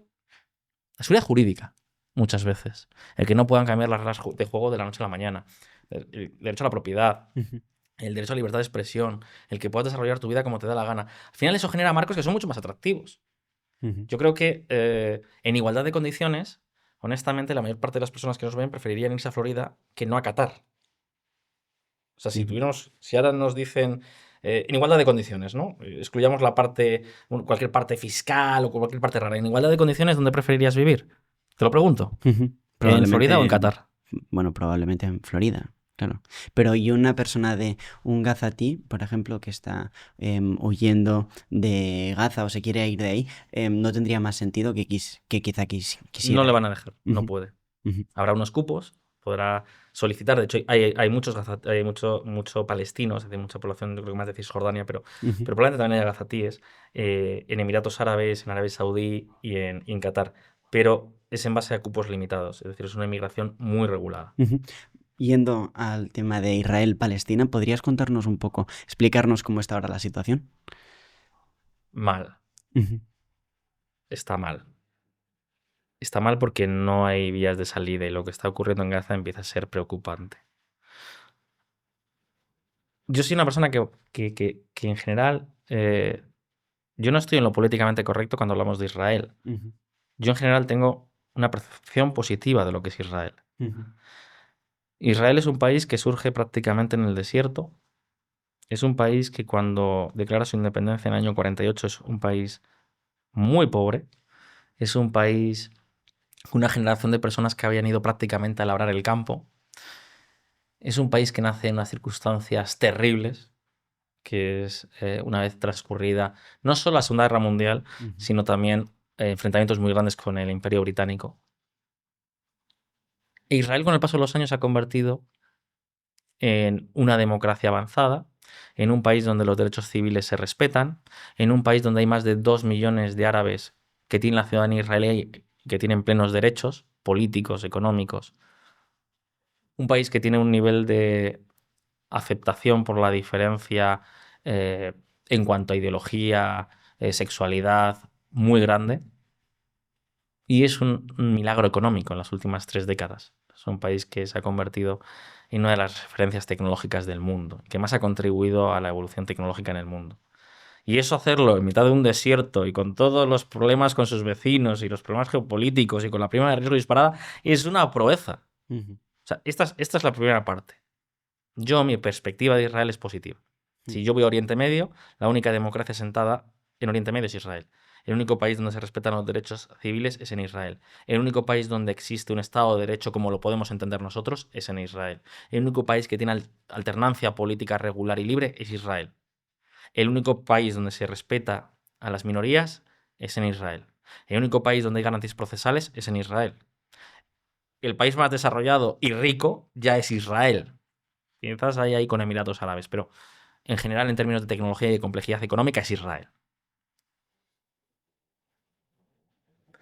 Israel nace en el año 48 con una pretensión. Solo hay que leer a Isaac Rabin o a Golda Meir. Nace con una pretensión, que es esencialmente convertirse en un refugio para la población judía. El Estado de Israel tenía que ser una especie de cerca de seguridad, tenía que ser una especie de espacio de seguridad, de protección para la población de judía de cualquier lugar del mundo que quisiera irse a vivir a un lugar donde no le persiguiesen por su identidad, por su etnia, su religión. Hay que entender esto en la historia. Israel es un país que ha tenido momentos muy difíciles, es un país que incluso ellos han querido normalizar en muchos casos sus relaciones con los países árabes, con sus países vecinos, que no siempre se lo pusieron fáciles, porque básicamente sus países vecinos han tratado de invadirles muchísimas veces. O porque los radicales de ambos bandos han asesinado a quienes lo han intentado. Exactamente, exactamente, los radicales de ambos bandos, ¿no? Pero, y es un país que se ha enfrentado también a algo muy difícil de gestionar socialmente, que es el terrorismo. El terrorismo yihadista es muy difícil de gestionar.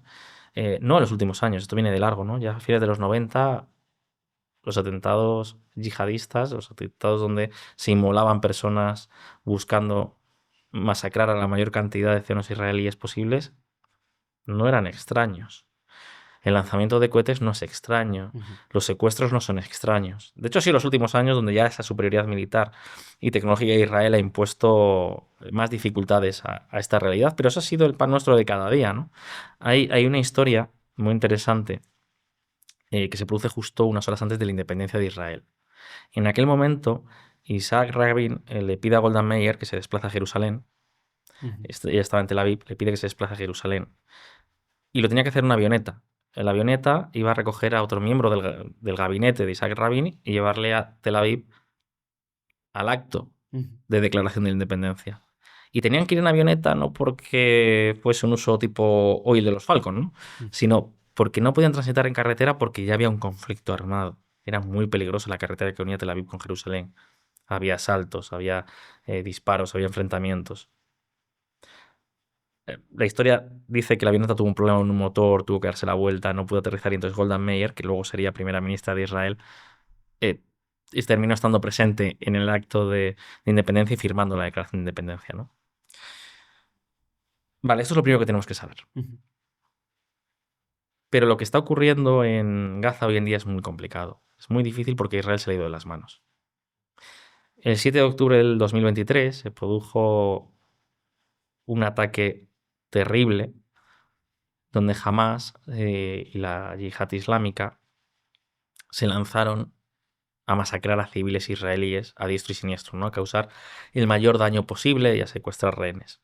Eso se produjo en un momento en el que el gobierno de Benjamin Netanyahu estaba buscando una apertura económica incluso con Gaza. Hacía unos meses que se había empezado un plan piloto para dar visas de trabajo para que la población gazatí pudiera ir a trabajar, algunas personas gazatíes pudieran ir a trabajar a Israel, tal y como ocurre con decenas de miles de palestinos que viven en Cisjordania, ¿no? Que van a trabajar diariamente a Israel, porque tienen permisos de trabajo. Es decir, Netanyahu estaba buscando una política que también se había desarrollado en Cisjordania en los últimos años, que era, bueno, más allá de la cuestión política, buscamos un entendimiento económico que haga florecer las relaciones entre ambos, que normalice las cosas y luego ya vayamos viendo, ¿no? Luego también hay un tema de asentamientos que donde es reprobable desde mi punto de vista la acción del gobierno de Netanyahu desde principio a fin, ¿no? Pero digamos que en el marco de esta estrategia de distensión, incluso se estaba autorizando a operar los yacimientos de gas que hay en las costas de Gaza y cuyos ingresos en gran medida iban a parar evidentemente al desarrollo de Gaza. Y en ese momento de distensión económica se produce el ataque del 7 de octubre de 2023. Que es el mayor ataque que sufre, de esas características que ha sufrido Israel en toda su historia. No ver otra vez a familias masacradas, familias calcinadas, para un pueblo como el de Israel es un auténtico trauma que le recordaba lo peor de la historia, ¿no? Y ahí es donde muchos dijimos, va a ser terrible lo que se viene, ¿no? Porque Israel tiene una superioridad militar aplastante, tiene una superioridad tecnológica aplastante, tiene una superioridad industrial aplastante, tiene una superioridad económica aplastante, ¿no? Va a ser terrible. Y ahí empezó una carrera, yo creo que en un inicio legítima, de atacar al agresor e intentar liberar a los rehenes, ¿no? A los judíos que habían sido secuestrados por Hamás. Y la carrera comienza y se declara la guerra en Gaza. Netanyahu va más allá, luego llega el turno de Hezbollah, otra amenaza latente que ya hoy desaparecida. Luego llegan las acciones probablemente también para acabar derribando al régimen de Al-Assad en Siria, donde parece que tanto Ucrania, curiosamente, como Israel jugaron un papel clave. Y luego pues viene el enfrentamiento con Irán incluso, ¿no? Varios enfrentamientos con Irán. En ese momento, vale, la guerra podía ser legítima. Te han atacado. Hay un grupo terrorista que gobierna Gaza por la fuerza, quieres ir a por él. En cierto modo, guardando las distancias, es lo que podemos pensar que quizás Estados Unidos puede hacer con Nicolás Maduro, ¿no? Es decir, ¿queremos intervención en Venezuela? Bueno, un poco, eso fue lo que ocurrió en Gaza. No sé que los comentarios están incendiados, pero lo siento, ¿no? Pero hay que entender que en ese momento, si te atacan, tú tienes la legitimidad de defenderte. Y de hecho, la acción de Israel fue defendida, yo creo que por prácticamente todo, por la mayor parte de países del mundo, desde luego por Estados Unidos y por Europa prácticamente, por la mayor parte de países de Europa. Ok. Tienes que ir a por ese grupo terrorista y castigarles y tratar de capturar a los responsables y hacerles pagar las consecuencias, ¿no? Es justicia. Y es riesgo moral. Y es prevenir futuros ataques. Y es... Vale, ok. El problema es que han pasado 2 años. Nosotros en VisualPolitik hace ya un año empezamos a hablar de ello porque en Israel empezó a haber muchos movimientos políticos. Incluso se rompió el gobierno de unidad que se había formado para hacer frente a la guerra. Porque esencialmente la oposición decía algo que es real. Y es que Netanyahu no tiene una hoja de salida. Tú no puedes irte a una guerra sin una hoja de salida. No puedes establecer objetivos maximalistas que no se van a poder cumplir porque entonces hace que la guerra sea interminable. Jamás no va a desaparecer. Jamás es un movimiento ideológico que no va a desaparecer. No hay salida. Y no han planteado una salida. Entonces, claro, lo que ha hecho Israel, o mejor dicho, lo que ha hecho el gobierno de Benjamin Netanyahu, es ir escalando cada vez más sus acciones en Gaza, ¿no? Cada vez más destrucción, más bombardeos, que honestamente no conducen a ninguna parte.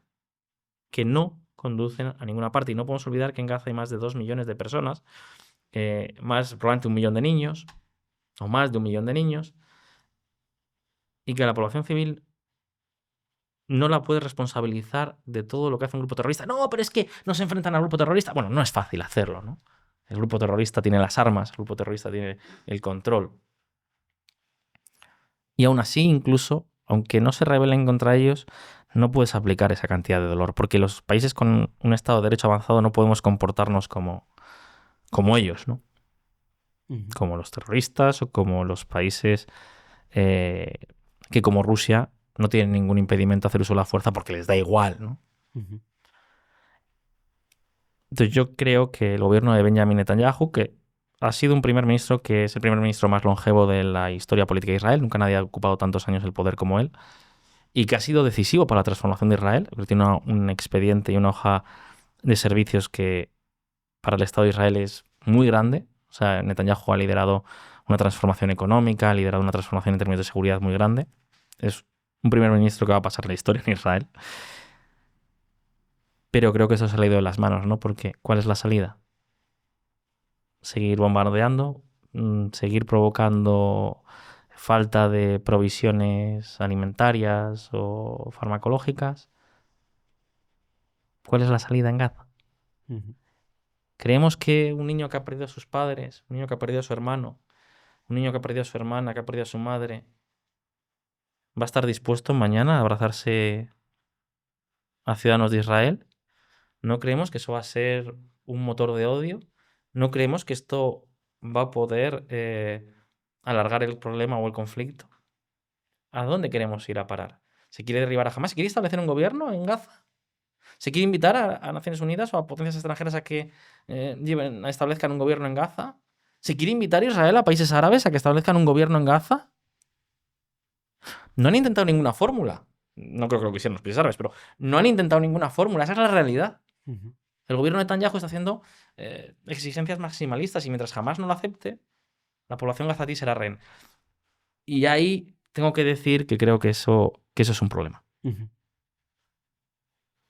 Pues ya para ir terminando, Enrique, el 99,999% de la población, creo que quieren la paz, ¿no? Que queremos la paz en el mundo, vivir en un mundo con paz. Entonces, ¿crees que eso es posible? Entonces, Si dices que no o lo ves complicado, aún así quiero terminar con esperanza, entonces dame motivos para la esperanza, para ver las cosas. Bueno, Hombre, que las cosas no están tan mal, ¿no? Pero bueno, primero sí. El mayor motivo para la esperanza es que vivimos en el mundo más pacífico que jamás se haya conocido. Ujú, Hoy hay guerras porque las cubrimos, pero en ujú, general el mundo es mucho más pacífico que hace unas décadas. ujú, Hoy realmente la acción militar se ve como una opción radical, una ujú, acción absolutamente extraordinaria. Hace 80 años o hace 100 años era una acción ordinaria y convencional en las relaciones internacionales entre estados.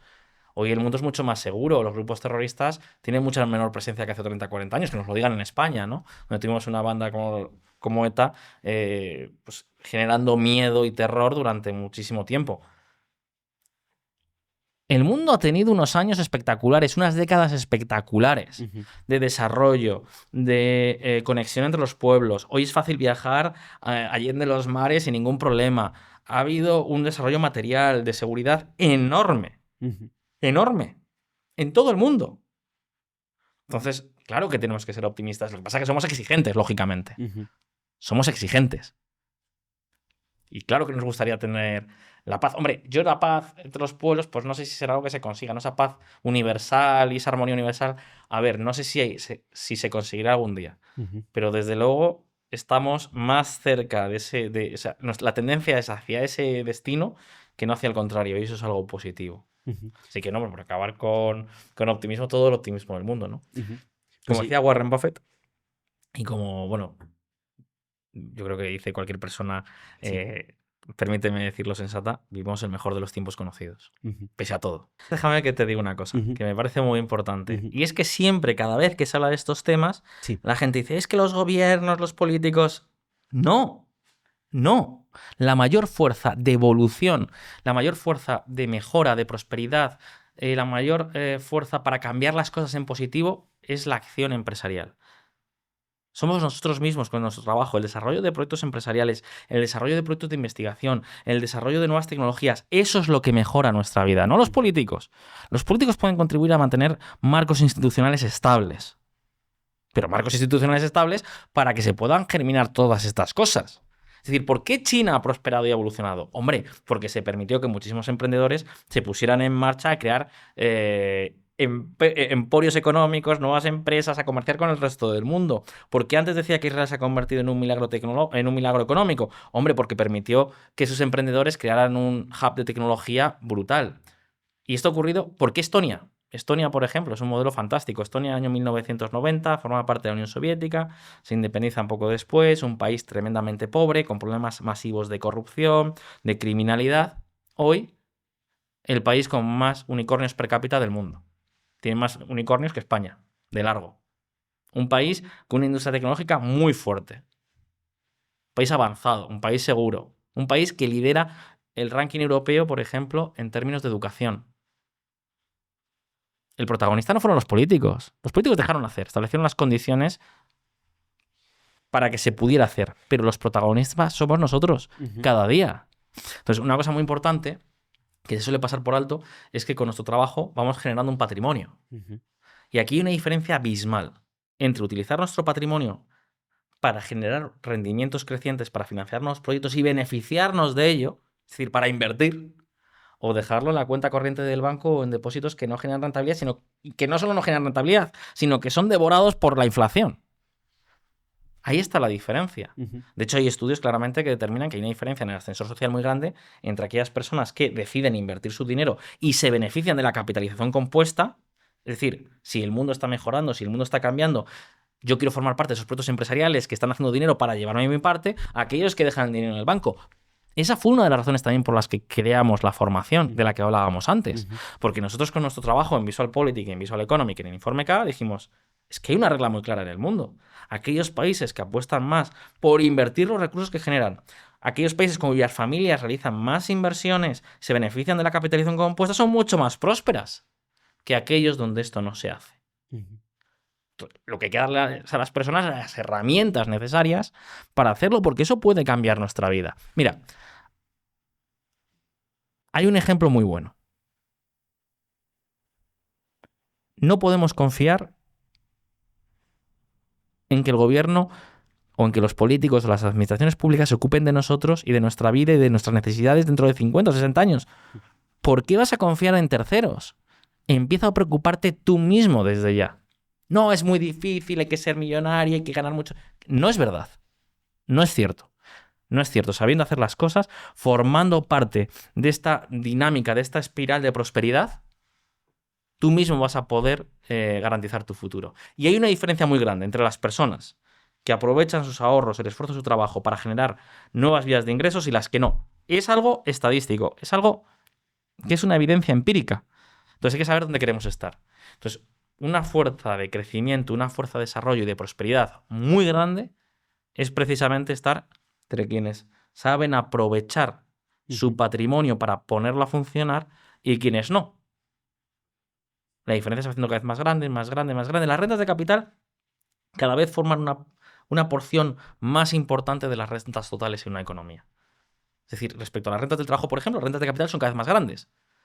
Si no inviertes, si no te preocupas de gestionar adecuadamente tu ahorro, y no solo existe la inversión en bolsa, existen muchos más tipos de inversión. Por eso nosotros cuando hicimos el curso dijimos, no, tiene que ser una especialización universitaria, porque la formación no lo hemos dicho, pero tiene un título universitario, es una especialización universitaria, que es homologado en Europa y en la mayor parte de América Latina y tiene créditos europeos, es decir, es una titulación universitaria. De hecho, la formación se llama especialista universitario en inversión multimercado y diversificación. Dijimos, tenemos que formar profesionales y personas que sepan de renta variable, de renta fija, de materias primas, de criptoactivos, que sepan utilizar derivados para cubrir riesgos, que sepan de gestión empresarial, que sepan, por supuesto, de conocimientos básicos de finanzas, que sepan de instrumentos de análisis geopolítico y muchas más cosas que vemos a lo largo de esta formación, ¿no? O sea, que cuando hablamos de inversión no solo hablamos de bolsa, ¿no? Sino de poner a trabajar nuestros ahorros, nuestro esfuerzo, nuestro sacrificio en proyectos empresariales, en renta fija, en materias primas, en un montón de activos para además diversificar riesgos, ¿no? Eso es lo que tenemos que hacer. Y esa es la diferencia, de verdad, palabra, que puede determinar nuestra prosperidad en el futuro. Y de hecho, los países más ricos suelen ser aquellos países donde la capitalización del ahorro tiene una mayor relevancia social. Es más importante en términos macroeconómicos. Porque al final, si tú inviertes tu dinero, ¿qué estás haciendo? Financiar empresas, financiar proyectos de tecnología, proyectos comerciales, promover explotación de yacimientos naturales, desarrollar tecnologías limpias, financiar a emprendedores, convertirte en accionista de empresas pujantes. Es decir, eso es lo que haces con la inversión. Y así recibes los beneficios. Si tú no lo haces, los beneficios irán a parar a otros. Las rentas de capital cada vez serán más grandes respecto a las rentas del trabajo y cada vez tendrás la noción de que ganas menos dinero. Mira, en España, por ejemplo, ¿no? Últimamente se dice mucho, uy, es que las casas están carísimas, uy, es que las cosas han subido mucho de precio. Sí, claro. Básicamente porque los españoles siguen dependiendo exclusivamente o en gran medida de las rentas del trabajo.